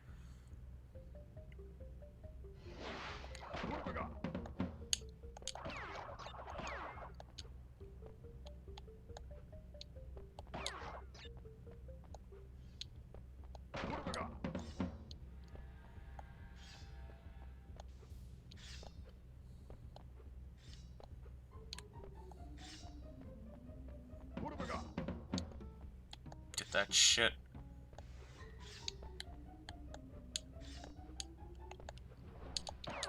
Alright, cool. Alright, nice. Perfect. It's so weird how sometimes they do play the animation where you mix the boxes, and sometimes they're just like, yeah, fuck it. I ain't telling you shit.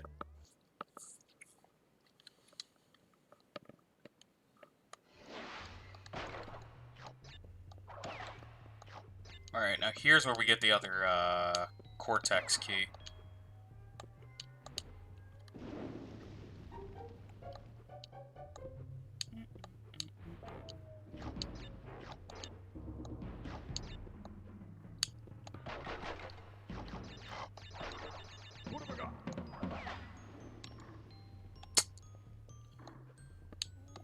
Okay, we're fine.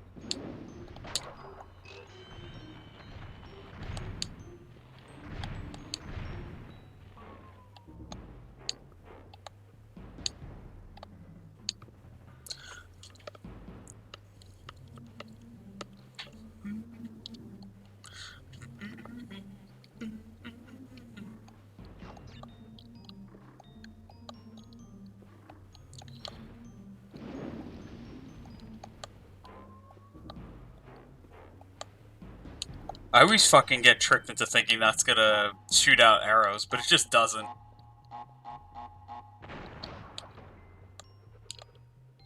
Oh, are you kidding me? What a fucking prick!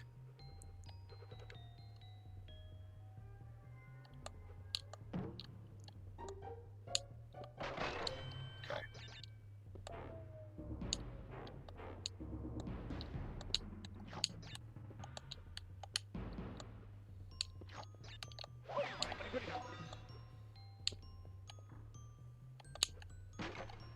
Oh, that's right, isn't there one, like, up here? Yep. The douchebaggery.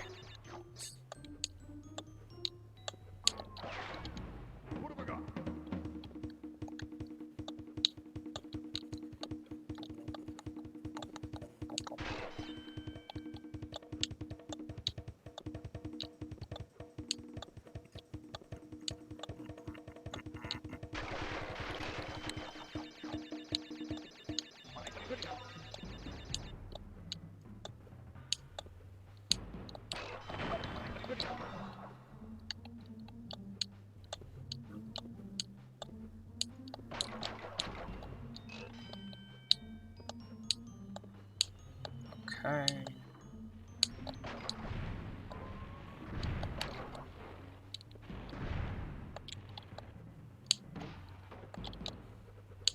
Okay, see, we're good. See, this was the original Uncharted. The OG Uncharted! Right here.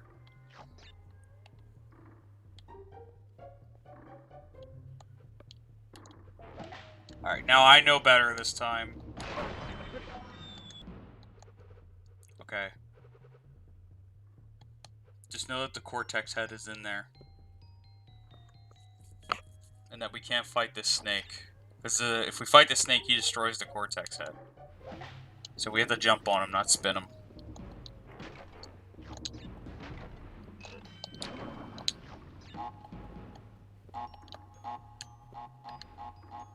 Boom.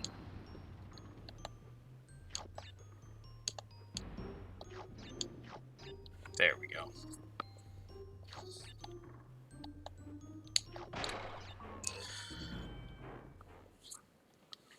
Bonus round.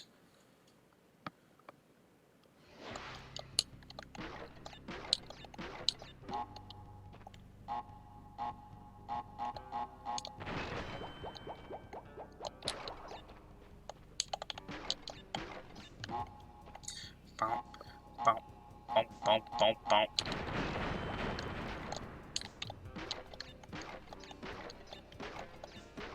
Nice. Give me my key, bitch.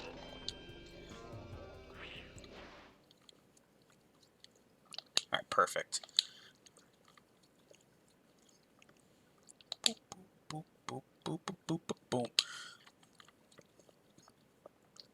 Alright, now we just gotta finish getting the boxes and we're good.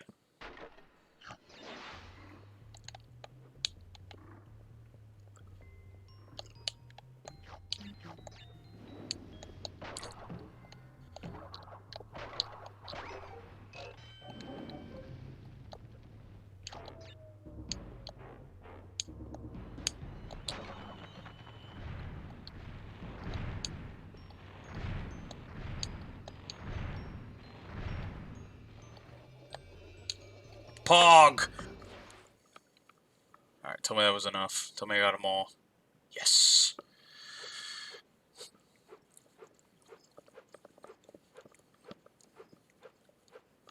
Ba-da-ba!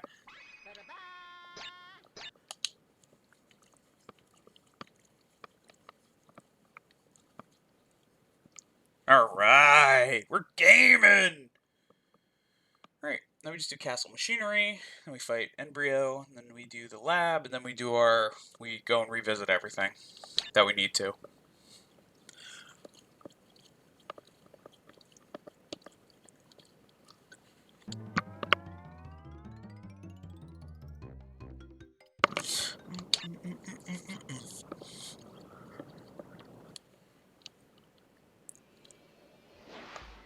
Now, if you go up there, you can get like a bunch of extra lives, but obviously we're maxed out on lives, so we don't need that. Oh, please. Do-do-do-do.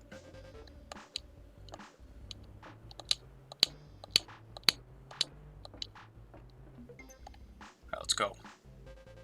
Boop, boop, boop, boop. Boop, boop, boop, boop, boop, boop, boop.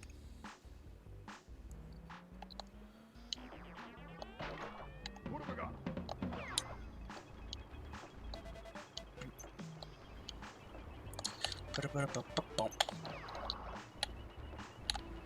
Oh, we're moving. Oh, okay, we fucking got this, bro. We are what the kids call gaming.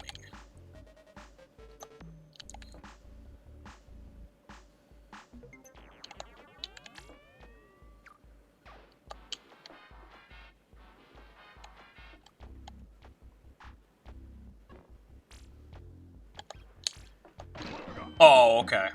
Let's just fucking run. No thoughts, head empty.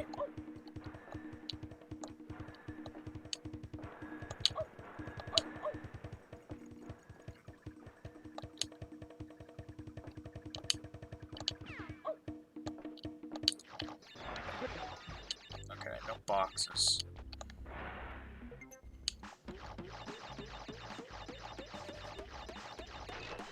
I'm breaking boxes! Okay, there we go.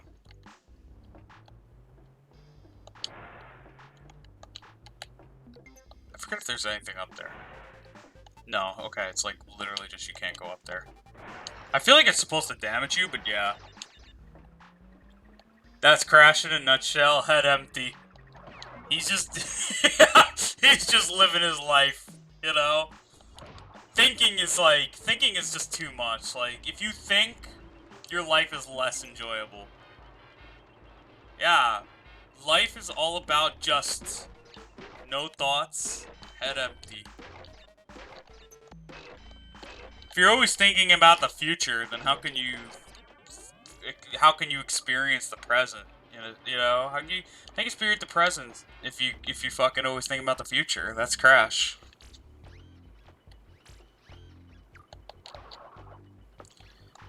He's living his best.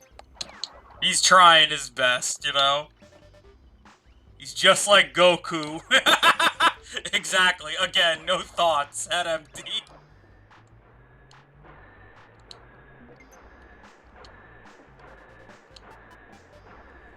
Okay, we got this. Boop, boop, boop. Jump. Ow! Dick!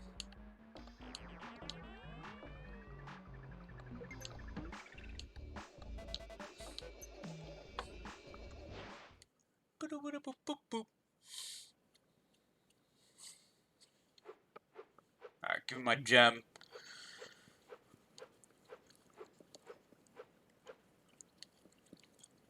Ba-ba-ba.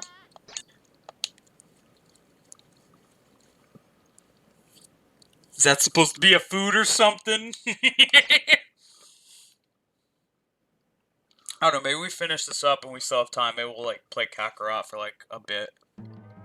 I mean, we always could. I do have it. We could indeed play some Kakarot.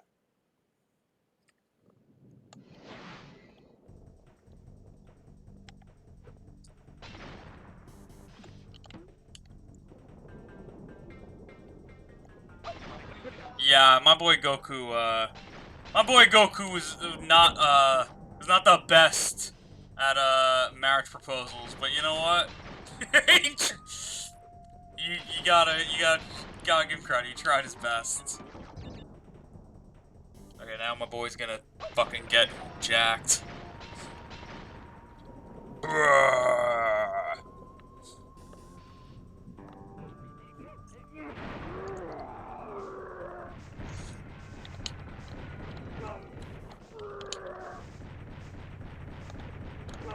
Oh!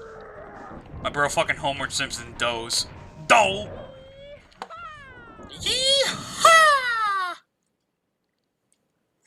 Exactly! That's some Chad shit, dude. I did promise. He's like, I don't know what the fuck this shit really is about, but like, a promise is a promise, so...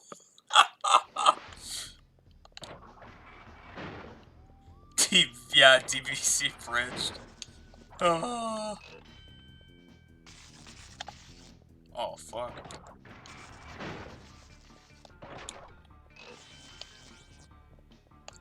Okay.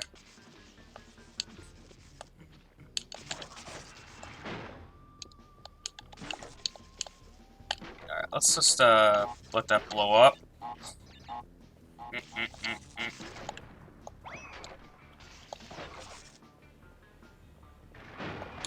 Okay, cool.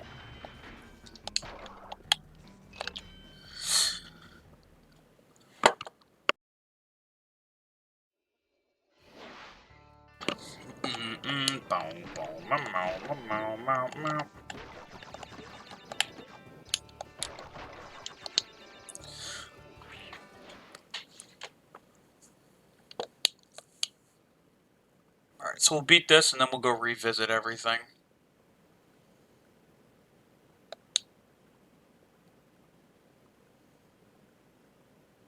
Yeah, this level's a little weird. I missed the box last time, like one box. I was like, where the fuck was this box? It was like the most obscure ass place. I hate these enemies. Fucking Chandler looking ass from Friends. A little quirky.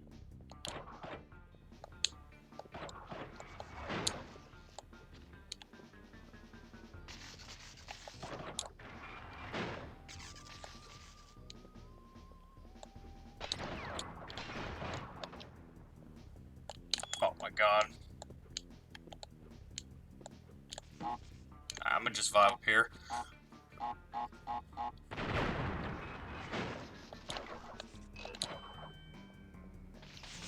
Shit.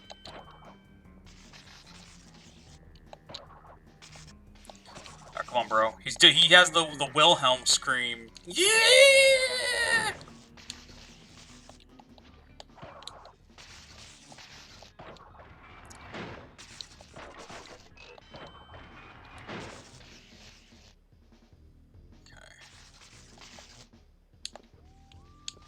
Oh, good thing I can fucking just prime myself in this corner.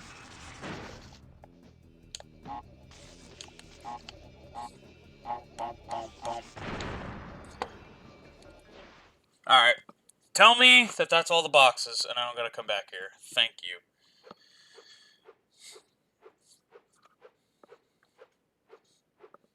Weren't we just at like 74%? How did we get up to like 86 or 87? Man, life hits you fucking fast. Okay, now we can go revisit all the levels that we need to use gems on.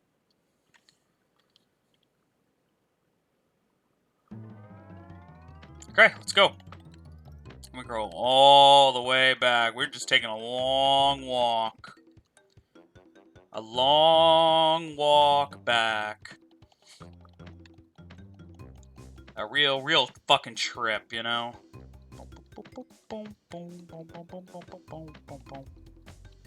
Alright, back to the beginning.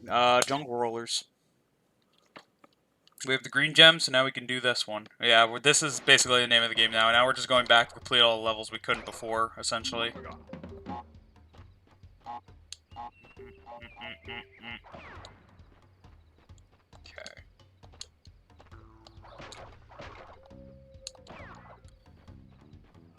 Alright, out of my face. Boop, boop, boop, boop.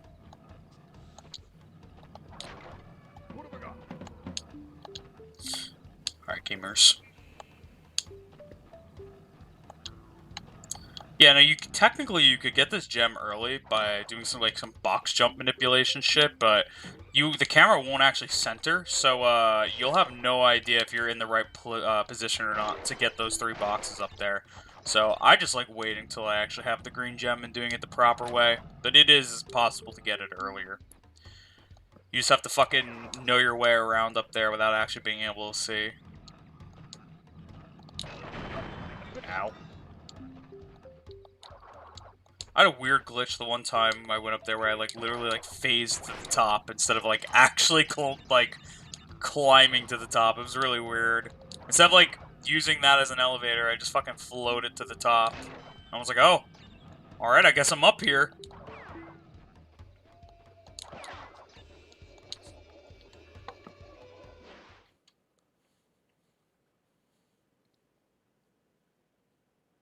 Give me my gem. Yeah, unfortunately we have to wait for all these gems. We have to look at all these gems every fucking time. This is not a thing in the later games. You do not have to look at all of your progression like your life flashing before your eyes. Oh yeah, I forgot, this game also has a password system. In case, you know, your parents didn't buy you a memory card. They did incorporate a password system for the people of older generations, you know? Which is cool. Although, if your parents didn't buy you a memory card, that's torture. Backtracking. We've got all the way up to the final boss, but we need to order 100%. We have to go back to the earlier levels that we couldn't get the gems on. So we're just doing all that, and then we're gonna go fight the final boss so we can get the true ending.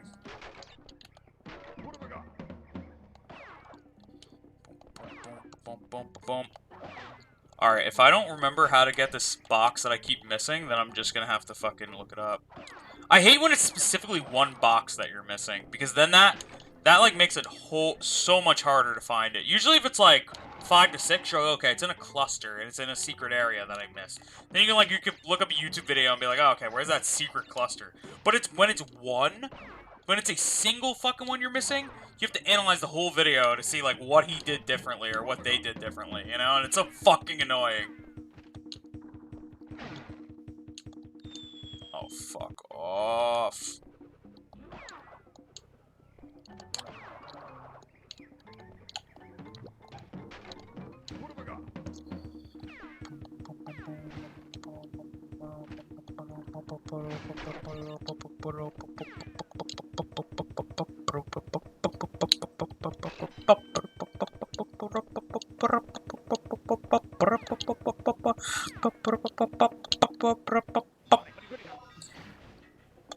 Fucking beautiful. Best invincibility theme of all time.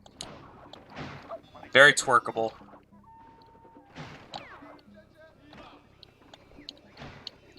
Okay. Now where the fuck is this hidden one? This is gonna... You have your Mad Catz PS2 controller? Oh man, dude. Yeah, that's a fucking throwback. The fucking Mad... That might have been the one I missed. The fucking Mad Catz PS2 controller. Oh man. Oh, fuck you, monkey. Monkey. Okay, there's no boxes back there. Cool. Just wanted to make sure. Small as fuck. Yep. I had a Mad Catz GameCube controller. It was like literally so fucking tiny. Shit was literally baby size. My hands are not huge, but like that shit was small even in my hands. I was like, how the fuck does anybody use this? This shit is like made for a fucking Keebler elf. Man. How are some artists so good? They make Millie look hot. I don't know, Millie kinda hot. In like a weird way. Is that weird to say? I don't know about that. What do you mean? Well, I think Millie is an attractive, cute little witch. She's cute. I wouldn't say she's hot. Well, no, okay. I was saying that she could be an attractive VTuber, but not like sexy, you know? Yeah, well, I see this art. I'm just like, damn, she was hot. What the fuck? She's supposed to be like cute. It's No. not her image. I mean, Enna's hot, so you know, you got when you hang out with hot people, it rubs off on them, you know. Yeah, I guess. Unless you're about to tell me Enna's not hot, because then we're gonna like have to fight. You trying to say Enna's not hot? Is she? Yo, Enna's totally hot, bro. Come on, Enna is like so hot. Come on, you ever listen to that voice? I don't know. Don't disrespect my girl like that. Don't disrespect my girl, bro. How you can't even talk about this shit? You're like, why are you even talking about sexualizing VTubers, bro? Aren't you like literally the guy that's like, I shall never sexualize my Oshi? Like, Millie is not my Oshi. yeah, bro. But you know what? She's somebody's Oshi. How fucking dare you sexualize her? Unfortunate. Unfortunate. She's somebody's Oshi, bro. You're fucking sexualizing someone's Oshi. Okay, I got it. That time I got the gem. Boop, boop, boop, boop, boop, boop, boop. I fucking hate that I have to look at these gems every fucking time. Ba-da-ba! Okay. What are we doing? Oh, upstream. Upstream my balls. I'm not looking forward to the last one.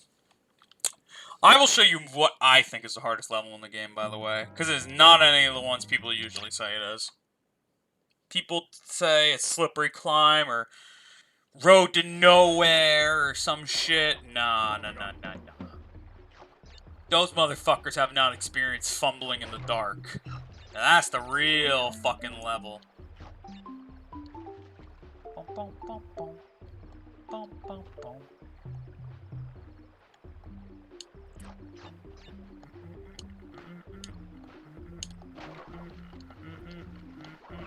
Fish.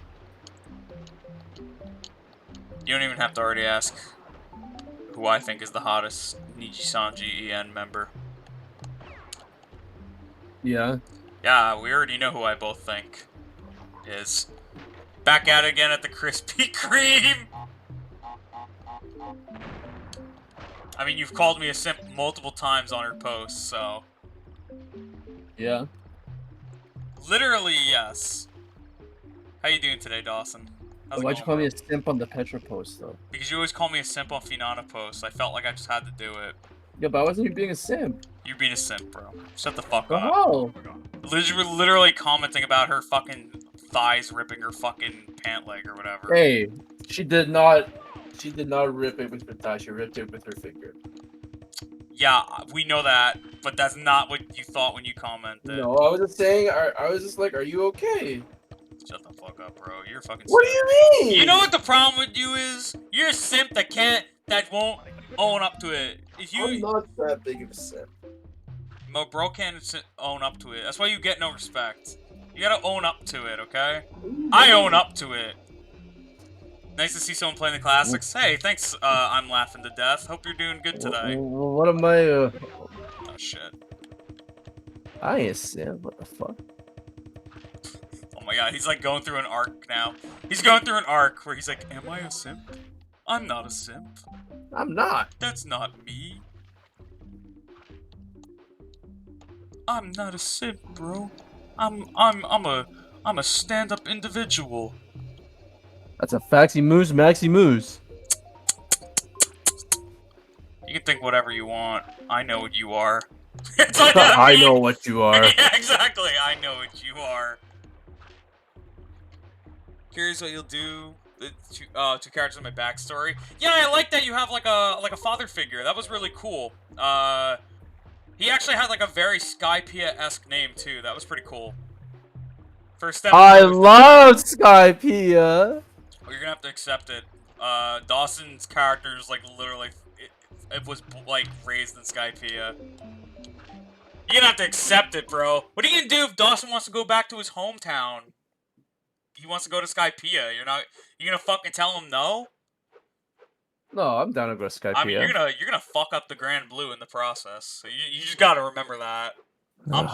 I'm like deducting like 55 to 60% of its health. Real fuck on my little brother's ship? That's fucked up.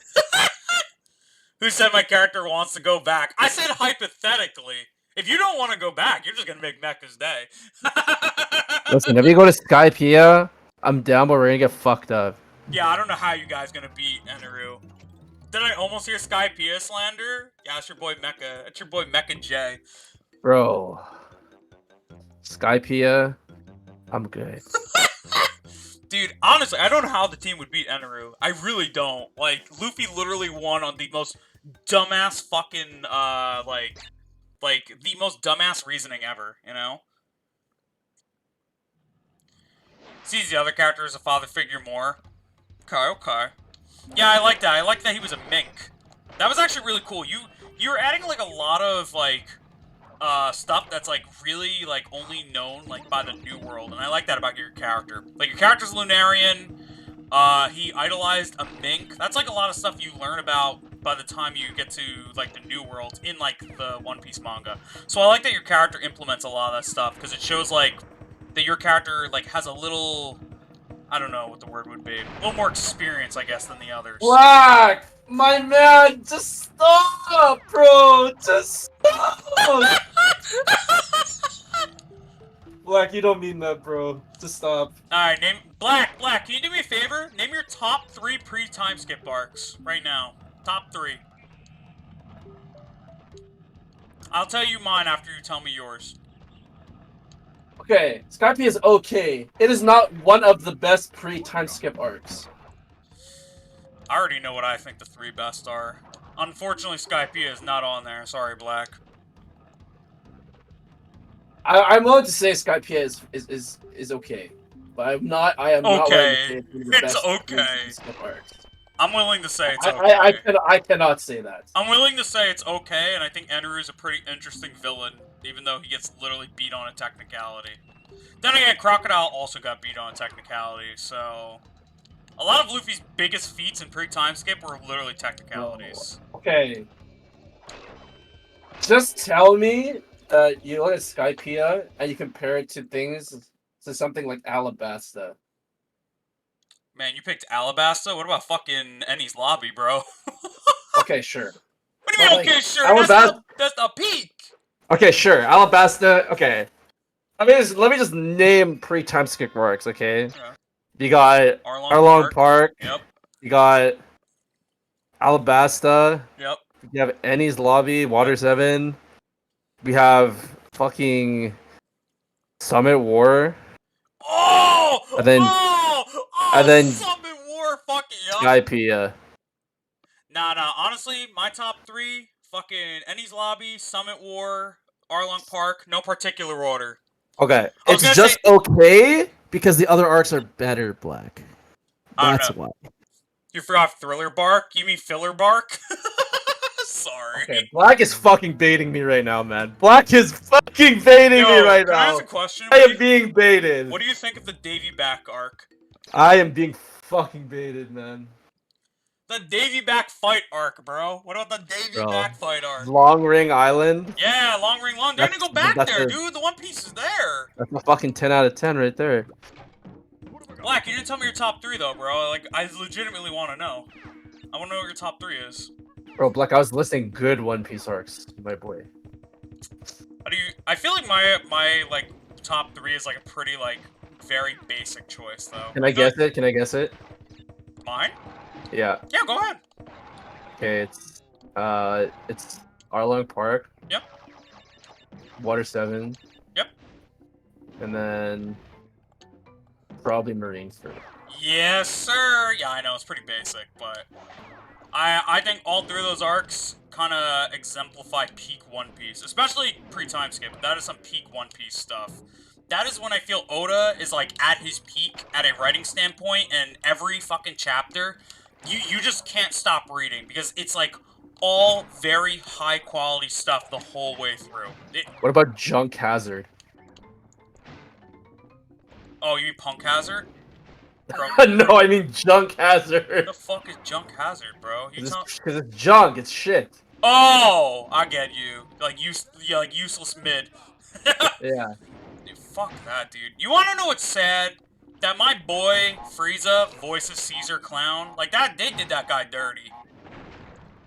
That's one of my favorite fucking voice actors. I forget his last name. Norio. I forget his last name, but dude's one of my favorite like Japanese voice actors, and they give him such a crap ass character. If you want Black, you can because I'm pretty sure me and Kiro both are pretty caught up with developments in post time skip. I am. Yeah. I have. I'm not reading it, but I know what's going on. Are we gonna have filler arcs in our campaign? I'm going to have it set so you could meet filler characters, just to kind of flesh out the lore a little bit more. I don't want to make too many like original characters for me. I don't mind that you guys have original characters in your story because you guys are your characters and your mentors. Like that's perfectly fine.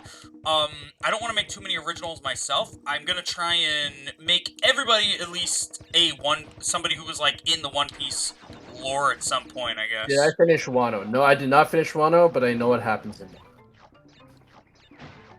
And I know the major plot points of Wano. wait, Black, you're never gonna answer what your favorite arcs are pre-time skip for me? That makes me sad. I just wanted to know. I just wanted to have a quality conversation.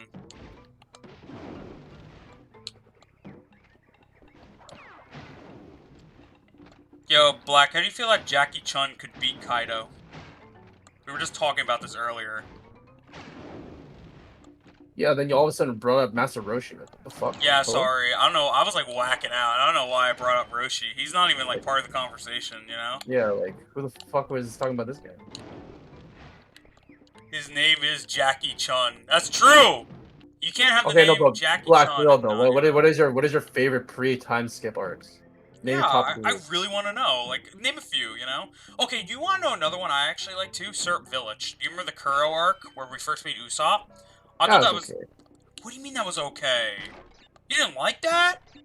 It's okay. I of the East Blue arcs, my favorite is the Baratier. See, I think that one's okay. Yeah, I know. Okay. Yeah, I thought that one was like... I think the best part of that arc was like... the Zeph Sanji like backstory and Mihawk. Like, I thought Yeah, Don exactly. Krieg... That's why it was so good. Yeah, I don't know. I like the whole, like... Just listen to the reasons why I liked it. I liked the whole, like, murder story behind Syrup Village, I guess. I liked that there was, like, a cult... They were trying to figure out, like, who this, like, culprit was that was trying to kill Kaya, and then it ended up being the butler, and... What do you mean one of my main catchphrases is mid? I didn't even call it mid. I said it was good. I said it was fine. What the fuck? Skypiea was fine. I just think if you compare it to the other arcs pre-time skip, it doesn't hold up. Skypiea is like a solid 7 out of 10. Solid I give it that. 7. Unironically, I answer your question. I wasn't trying to say it to be mean. I really wanted to know. Why does everybody think I'm always a jerk? I know I'm a jerk, guys, but sometimes I really want to know. Yeah, 7 equals okay. That's what I'm saying. I mean, Sonic Forces was like what, a I 5? did not hate Skypiea.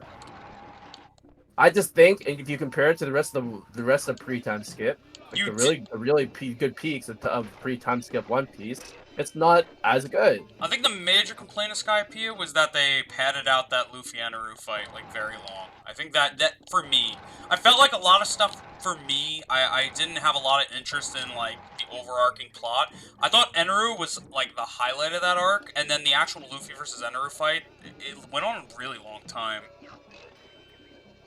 Wait. Oh, you'll answer it regardless. Thank you, bro. Thank you. I mean, I think I'm. I wasn't even. Points. I wasn't even flaming. I was just asking. You know what?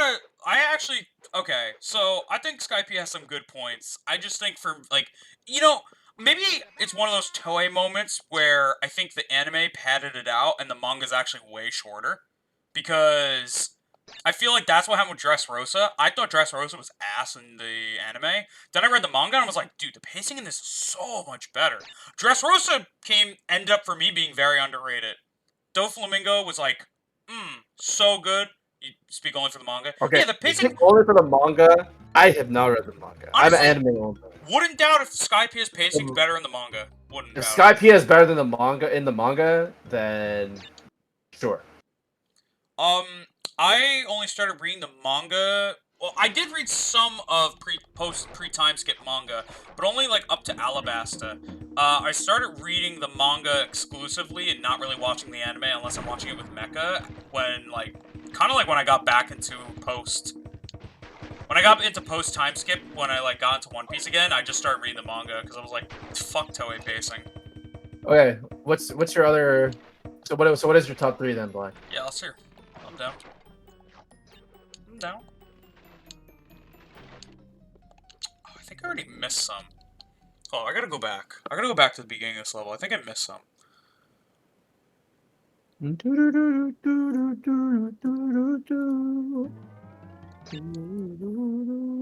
Makes you feel any better in game? You would never assume he's a Skype outside of him having a dial. Oh, dude, the impact!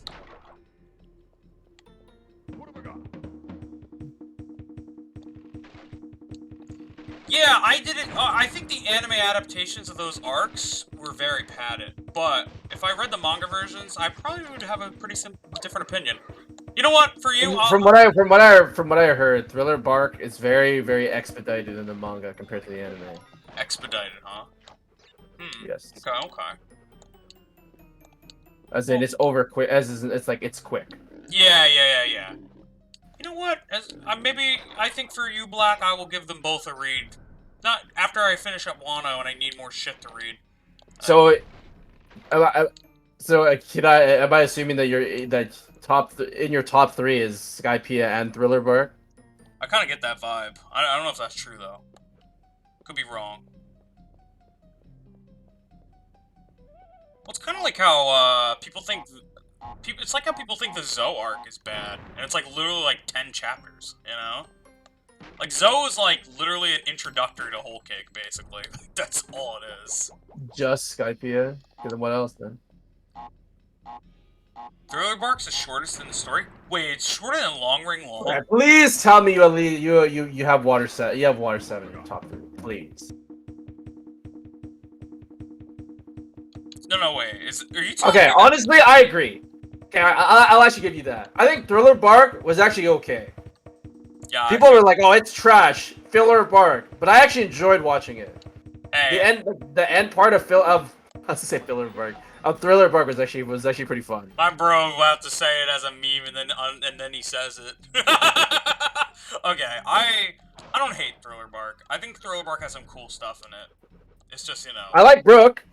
Brooke actually unironically became one of my favorite Straw Hats. I like Brooke. I just wish he was more relevant. The biggest thing he's done is I heard he does like a lot in Whole Cake and in Wano. He does. Okay, Wano I can't. But Whole Cake, he does do a very significant thing. That's the biggest thing he's ever done. He had a very big moment in Whole Cake. Some people were like, yeah, the real main character of Whole Cake is actually Brooke. Brooke's the reason they fucking actually got out of there alive. So like, People, I'm not. people are like that's the arc. That's the arc where Brooke became a non-side character. That's literally. Yeah, no, I agree. He actually carried. If it weren't for him, they'd been fucked. It's a difficult question to ask. Is really. Yeah, I'm still in the boat where I did enjoy pre-time skip more than post. Because I feel like there are a lot of I mean, granted, a lot of it might be nostalgia. I grew up with post, you know, or pre. So, but I don't know. But I feel like pre does have a lot of good arcs, whereas post has like 2 very significant stinkers. Wait, but pre-time skip has Long Ring Island. Yeah, but that's like literally like 5 chapters, dude. Do you know how big fucking Okay, Punk but Hazard that shit was not 5 episodes in the in the anime. Alright, once again, you know who you can blame for that? Toei Animation. That shit was like 20 episodes. Oh yeah, because they literally added more to the Davy Back game. They literally added more matches to the Davy What Back do they game. add? They added 9 additional rounds. There was only 3 in the manga. There was 2 games, I forget the specific games, and then there was the fight with Luffy and Foxy. That was it. It was literally a short little arc that Oda wanted to do because he knew how, like, fucking, literally how hard Enies Lobby would go, and he wanted kind of a breather before he went into, like, super heavy shit, you know? That's the only reason he did it, because he just wanted something that wasn't so heavy. And I mean, I don't blame him. Enies Lobby was, like, heavy as fuck, so... I mean, I don't think there was a dull moment in Enies Lobby outside of, like, maybe a little bit of the train. Maybe. No, there was no dull moments in Enies Lobby. Again, I don't think so. I think, but if people made an argument, maybe maybe the train, that was it, when they were on Rocket Man.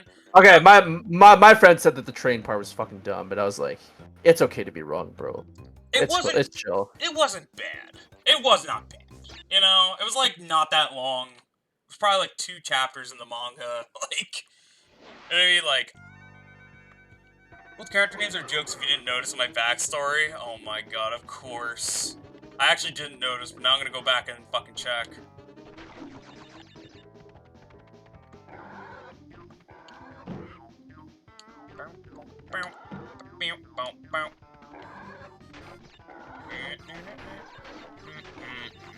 I don't know. I'm just like devil's advocate. I don't think there was really anything wrong in Enies Lobby at all. Although the Water 7 portion was really good, I thought the Enies Lobby portion was just fucking peak. That was the best Straw Hat story in pre-time skip, for sure. That was to me, that was the pinnacle of like the Straw Hat stories. I say that in pre-time skip, I think Enies Lobby was like the Straw Hat story. Like that was the peak for me. That was the story where the Straw Hats all were really relevant. They all had relevant moments. They all, you know, it was like a very serious arc. They made a significant face to the world government. That was a big arc. I loved it. The only reason I say mention a Straw Hat story is because Marineford is not a Straw Hat story. Marineford is not. It's a Luffy story. Yeah, that is a Luffy story. Exactly. That shit is not a Straw Hat story. Is Marineford your favorite arc pre-time skip? I think Enies Lobby still beats it for me. Just because I love Marineford, don't get me wrong, but I think Enies Lobby edges it out in my heart. Okay, to me, I think I'm gonna be real with you. I think Enies Lobby Water 7 might be one of the best shonen arcs I've ever seen in my life. Oh no. No, a fucking meme. Dude, that's like honestly, remember that time? Do you remember like a week ago when I was like my favorite Hololive singers are Okayu and Suisei, and you're like, ah yes, I also love breathing air. That's how when you just said Enies Lobby is like one of the best shonen arcs, that's how I felt. I was like, yeah, dude, breathing air is fucking awesome. Okay, well, I used to think it was Chimera Ant, in the Hunter x Hunter, anime and manga. That's fair. But that is really fucking good. Chimera Ant is really fucking good. For me, But I would say my 2 favorites are the Frieza Saga as a whole and Enies Lobby. I think those are the best shonens. I think both have a lot of high points. Can you say that again? I think for me, my personal favorite shonen arcs are the Frieza Saga and Enies Lobby. I think they have a lot of high points. Frieza Saga is a classic. Oh yeah, exactly. Frieza Saga is a fucking classic. Like I think Cell Saga though is a good contender too. I think Cell Saga had a lot of good shit. So. Ah, yes, I love Peak Shonen. How'd you know? Yeah, exactly. That is me. That is indeed me. You cry. Black, you say that, but that was me as a child. I wanted the One Piece dub to come back for a very, very long time as a kid because 4Kids died. And then I was like, but I need more One Piece! And this was like before I watched subs. And it was all because of that Alabasta film that they ended up dubbing Funimation that we even got One Piece to be dubbed over in the States right away. Because it was a big success. If that film wasn't a success, we would have not gotten One Piece dubbed for at least a few more years. I was so grateful for that movie. Even though that movie's not that great, it's like a pretty, like, generic recap of Alabasta. I'm grateful because without it, we wouldn't have fucking, like, dub One Piece, which for a long time, I watched. I did eventually switch, though, to just watching Japanese. English You Luffy's... fucking weeb. English... Oh, yeah, I am. You're right, honestly. You know what gets me, like, what weirds me out about English Luffy's voice? It's just Gohan. I can't not hear Gohan.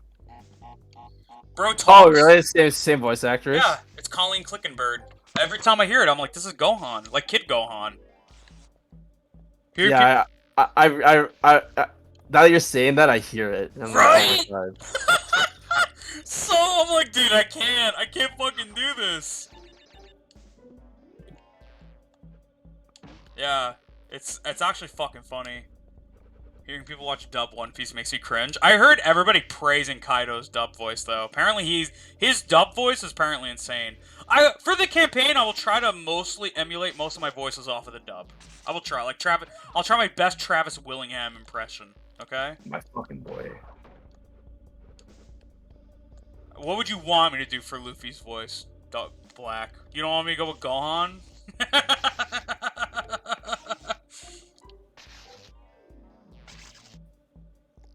Okay, real talk though, Zoro. I still think Christopher Sabat is like a really good Zoro, but that's just because everything he does. Oh, he's Zoro? Yeah, he's Zoro. Wait, in the Funimation dub or the 4Kids dub? Funimation. Wow, fucking, that's lit. I mean, to be fair, I feel like everything that guy does, he just succeeds at, you know? He just don't miss! It's true. He don't miss! Remember when I showed you the fucking All Might, the All Might clip from the first season? Oh my fucking god. Listen, he's the reason, like, his voice was the reason I loved Vegeta as a kid, because he just sounds so badass, you know? And then Vegeta would, like, get these super badass moments, and he would dub over him, and I was like, this is my guy! That was me, like, being Kid Karo. Ironic how I want to get into... Oh, wait, what's VO? Am I dumb as hell? Voiceover. Oh, voiceover, sorry. But I don't watch dub? That's fine. You know what? That's fine. You know, you should be able to emulate Japanese anyway, the Japanese voiceover industry anyways, because they take their shit real seriously. It's like an actual profession for them. Because I don't know if you knew this, but voice acting in Japan is like a real profession. Well, yeah, like, they see them on the equivalent of like regular exactly. like they actors, have fucking voice actors. Yeah, they see them on the tier of like Hollywood actors and shit. Well, here voice actors. I mean, it's starting to change a bit, but here I remember there were stories where I remember listening to what's his name, Bryce Papenbrook. Yeah. The English voice for like characters like Kirito and stuff like that. Yeah.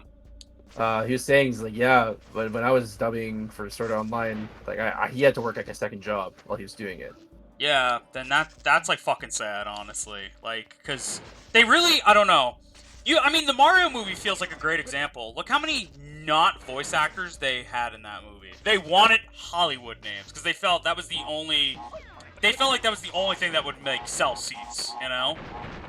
Like, they wanted Charles Martinet, the voice of Mario, to just, like, do a cameo. Because they're like, nobody's gonna go see this movie if it's Charles Martinet's name up there, which is really sad. He's done Mario for, like, 20-plus years, so... I know, voice acting, again, it's like... I hope it does change, but, like, right now, it's in a very cringe kind of position. I like you said, though, I'm glad to hear it's, like, been changing, at least. I don't know. I used Mario movies as an example because I felt like it was a prime example of a very long-known, long-standing voice actor getting shafted, you know? Because he's a voice actor.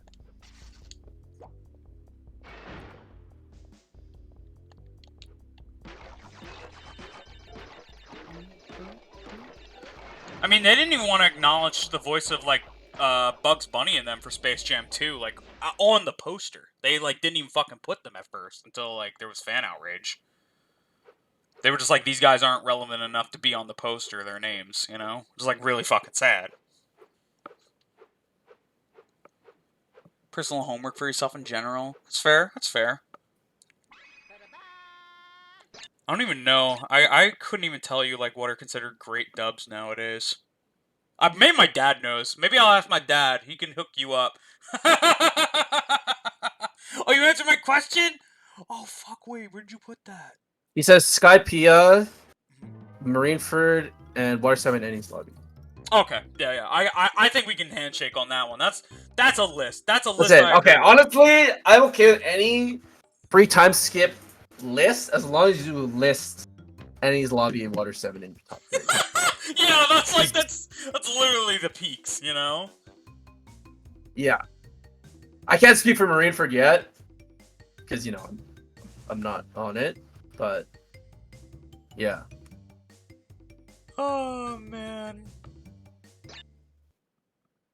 Cheer Chainsaw Man's Spanish dub is unironically good. The Spanish dub? Why does that kind of not surprise me? Well, it's like the Latino dub for Dragon Ball has like always been highly revered in the community. The Latino dub is like very good for Dragon Ball. Some people will say it is the best dub of Dragon Ball, like over Funimation by a mile. So it's pretty funny to think about, but I have actually listened to it. It's pretty fucking good. They go pretty hardcore. I will say that. The best kind of dubbing is when the voice actors really like act like they are in these situations. So these guys are like literally screaming and shit and like getting real emotional, and I like that. I like that fucking energy. That's the kind of energy you should bring, in my opinion.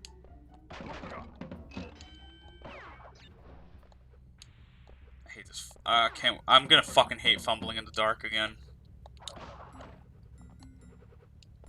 Spanish people care about that shit like they're about to actually die. Yeah! Like, I've listened to Dragon Ball dub, dude. They, like, get really... Like, I remember the scene where Vegeta, like, talks about how, you know, the Saiyans were destroyed by Frieza and all that shit. That guy literally goes on... He goes in, like, his entire family's been fucking murdered, you know, by this horrendous, like, tyrant. And I'm like, damn, dude. It's an anime. They take it real seriously. I like it. I like the passion.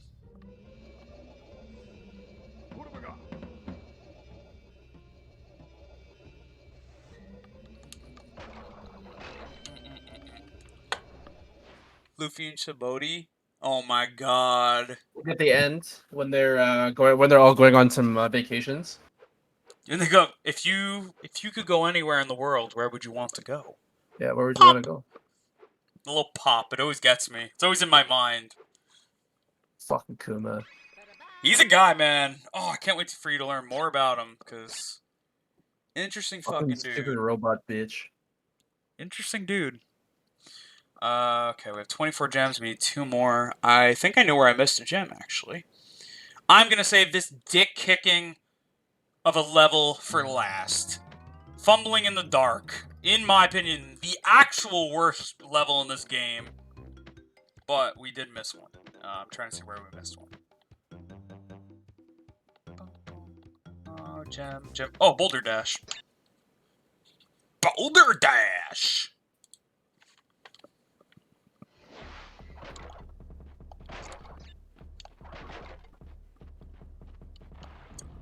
I mean, kind of fitting the second to last levels of Boulder. I feel like Boulder levels are some of the most iconic in the Crash franchise, so...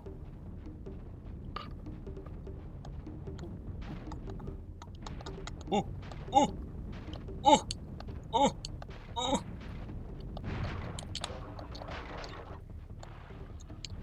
Boulder!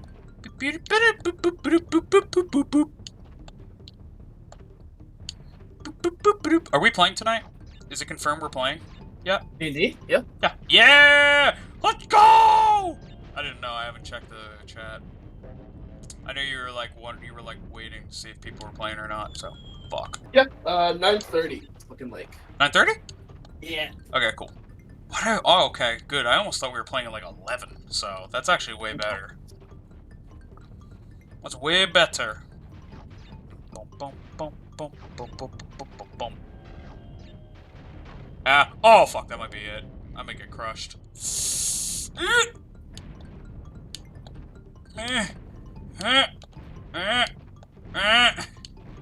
Oh no, suck my dick. Fucking stupid ass boulder. Deep Fears Ian dub on the Saturn? No, I haven't, but now I'm curious. Good old Saturn dubs. That's like the PS1 Saturn era. I always think of the cheesiest dubs when I think of that shit.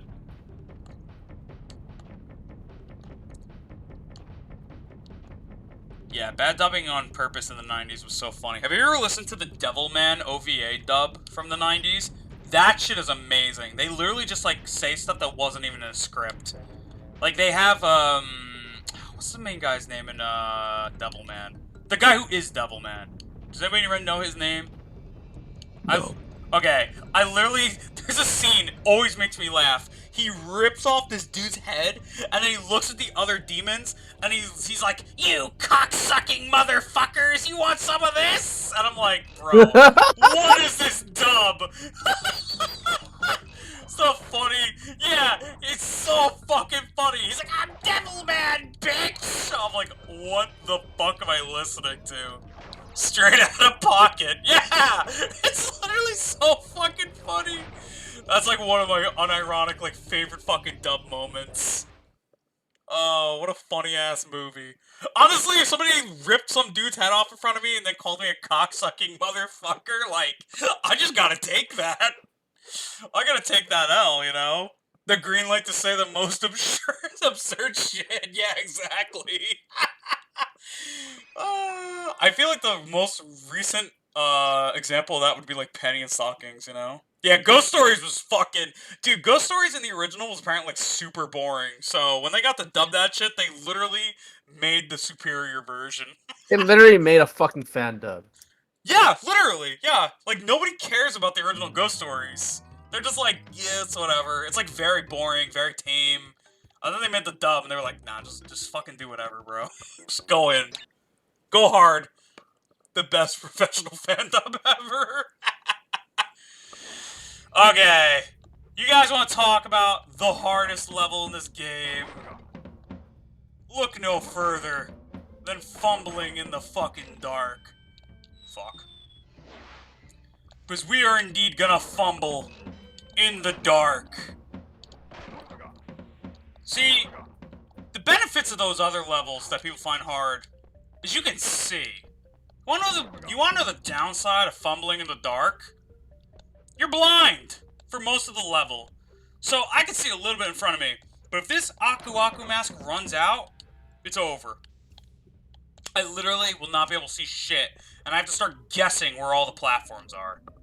No, I'm not down for that life. That fucking sucks.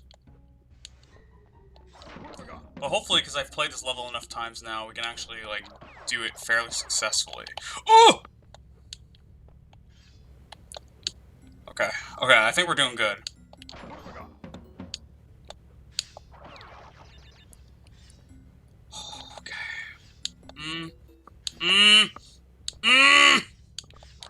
Okay. Okay, I'm doing way better than I thought I would. Oh! Spider! Fuck.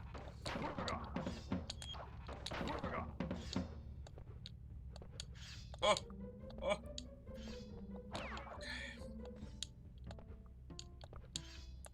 Okay, these giant spiders don't mean shit, bro. Okay, now this section I remember, I think the Aku Aku, like, always runs out before you want it to. So. Yeah, shit, we got hit. Okay, no, but there's one right there! Oh yeah, jump on this spider, use him as a platform. Hit these guys. Oh no. Get this checkpoint! I can't see! I don't know what's going on in front of me. Oh my god. Okay. Okay. Okay. Okay. No! Oh, I'm so sad.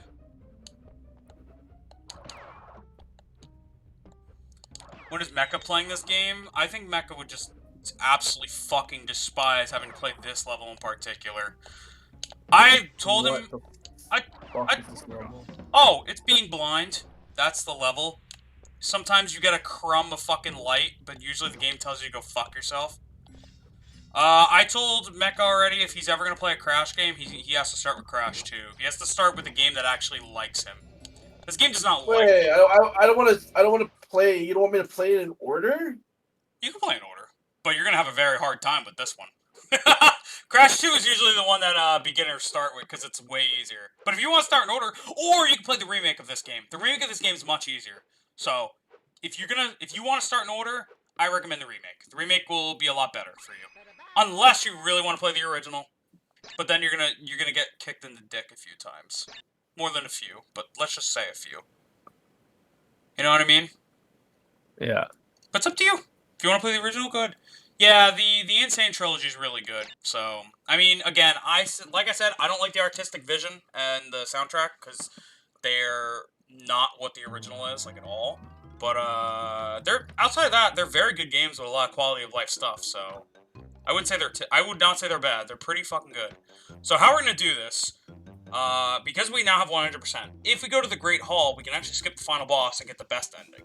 But if you want to see the final boss, we have to fight Cortex. So, I'm going to fight Cortex. Then we're going to go back. And we're going to go see the true ending. Okay? No, you're not stupid, bro. It's okay. You get to hear one of my favorite lines. Done, Crash Bandicoot. Crash Bandicoot. Sounds like the guy definitely was very happy about his job, you know? He sounded like he was really into it when he did that. But yeah, here's the final boss. Let me tell you something now. Naughty Dog was never known for their hard boss fights. And this is no exception.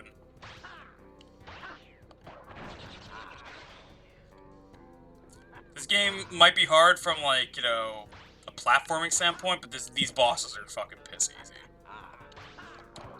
Ha ha ha. He fucking laughs like that fucking Ronaldo soccer meme. Ha ha ha ha.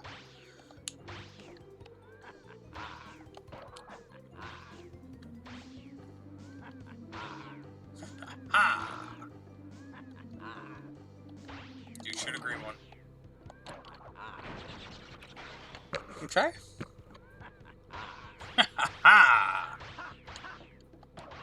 I will show you both endings, though. You guys can watch both endings. You can watch the you can watch the true ending and the not true ending. Although it's really funny because both endings actually do have some canon behind them. So, Crash 2 does implement both endings in a weird mix, so. We saved our girlfriend! And she's gonna break up with us in like 6 months for one of the bosses in this game. Hooray! Oh, Crash is a fucking short king. Yeah, look at him! He's a little man! That's why I say he's a scrunkly. He's a little guy! Quote-unquote not true ending is you seeing Crash save his girlfriend. Now, if you want the true ending, you have to get every crystal, or every gem in this game, because getting all the gems will create a platforming challenge to reach the end. And as you see, I mean it, every fucking gem. Crash 1 is just him running for the booty. Yeah, exactly. And then then you don't even get no booty. Honestly, him and Mario got something in common. They save a girl, and then she dumps them. Literally, Pauline... Fucking, it's just fucking unforgivable. Alright. Now, Why women deserve less. This is why Sonic doesn't want a girlfriend. He knows. This is why Sonic is not tamed by pussy. He is tamed by nothing. Mario at least got cake! Alright, now we fly away. Alright, and as per the true ending of pretty much every Crash game, we get a story about all the characters. Papu sold the ruins of Castle Cortex to a resort developer. He then used the proceeds to open a big and tall shop on the island. Good for him. It tells you what happened to all the bosses. This guy opened up a big and tall shop. Good for him. After intense therapy and 8 years of higher education, Dr. Rue went on to write the well-received book Through the Eye of the Vortex, a study of rapid evolution and its consequences. Good for Ripper Rue. Koala Kong moved to Hollywood and landed a motion picture deal of universal proportions. Currently, he is working with a speech therapist to improve his diction.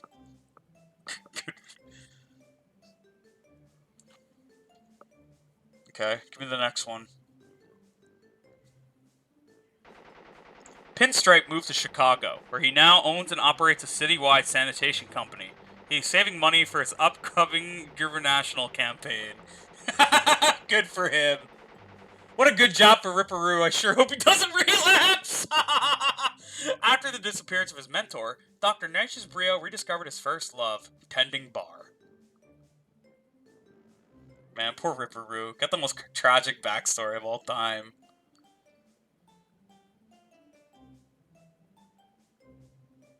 The world has heard nothing more of Cortex since Crash foiled his plans, but evil geniuses are harder to squash than cockroaches. And there you go. That's the story of everybody. And just so you wonder what happens to these two, well, Crash gets no pussy, and his girlfriend leaves him for Pinstripe. There you go. That's the end. Smoge. You wanna know what's something really sad though? So you saw how that one character, Ripper Roo, he became like a doctor and got like a college degree and shit?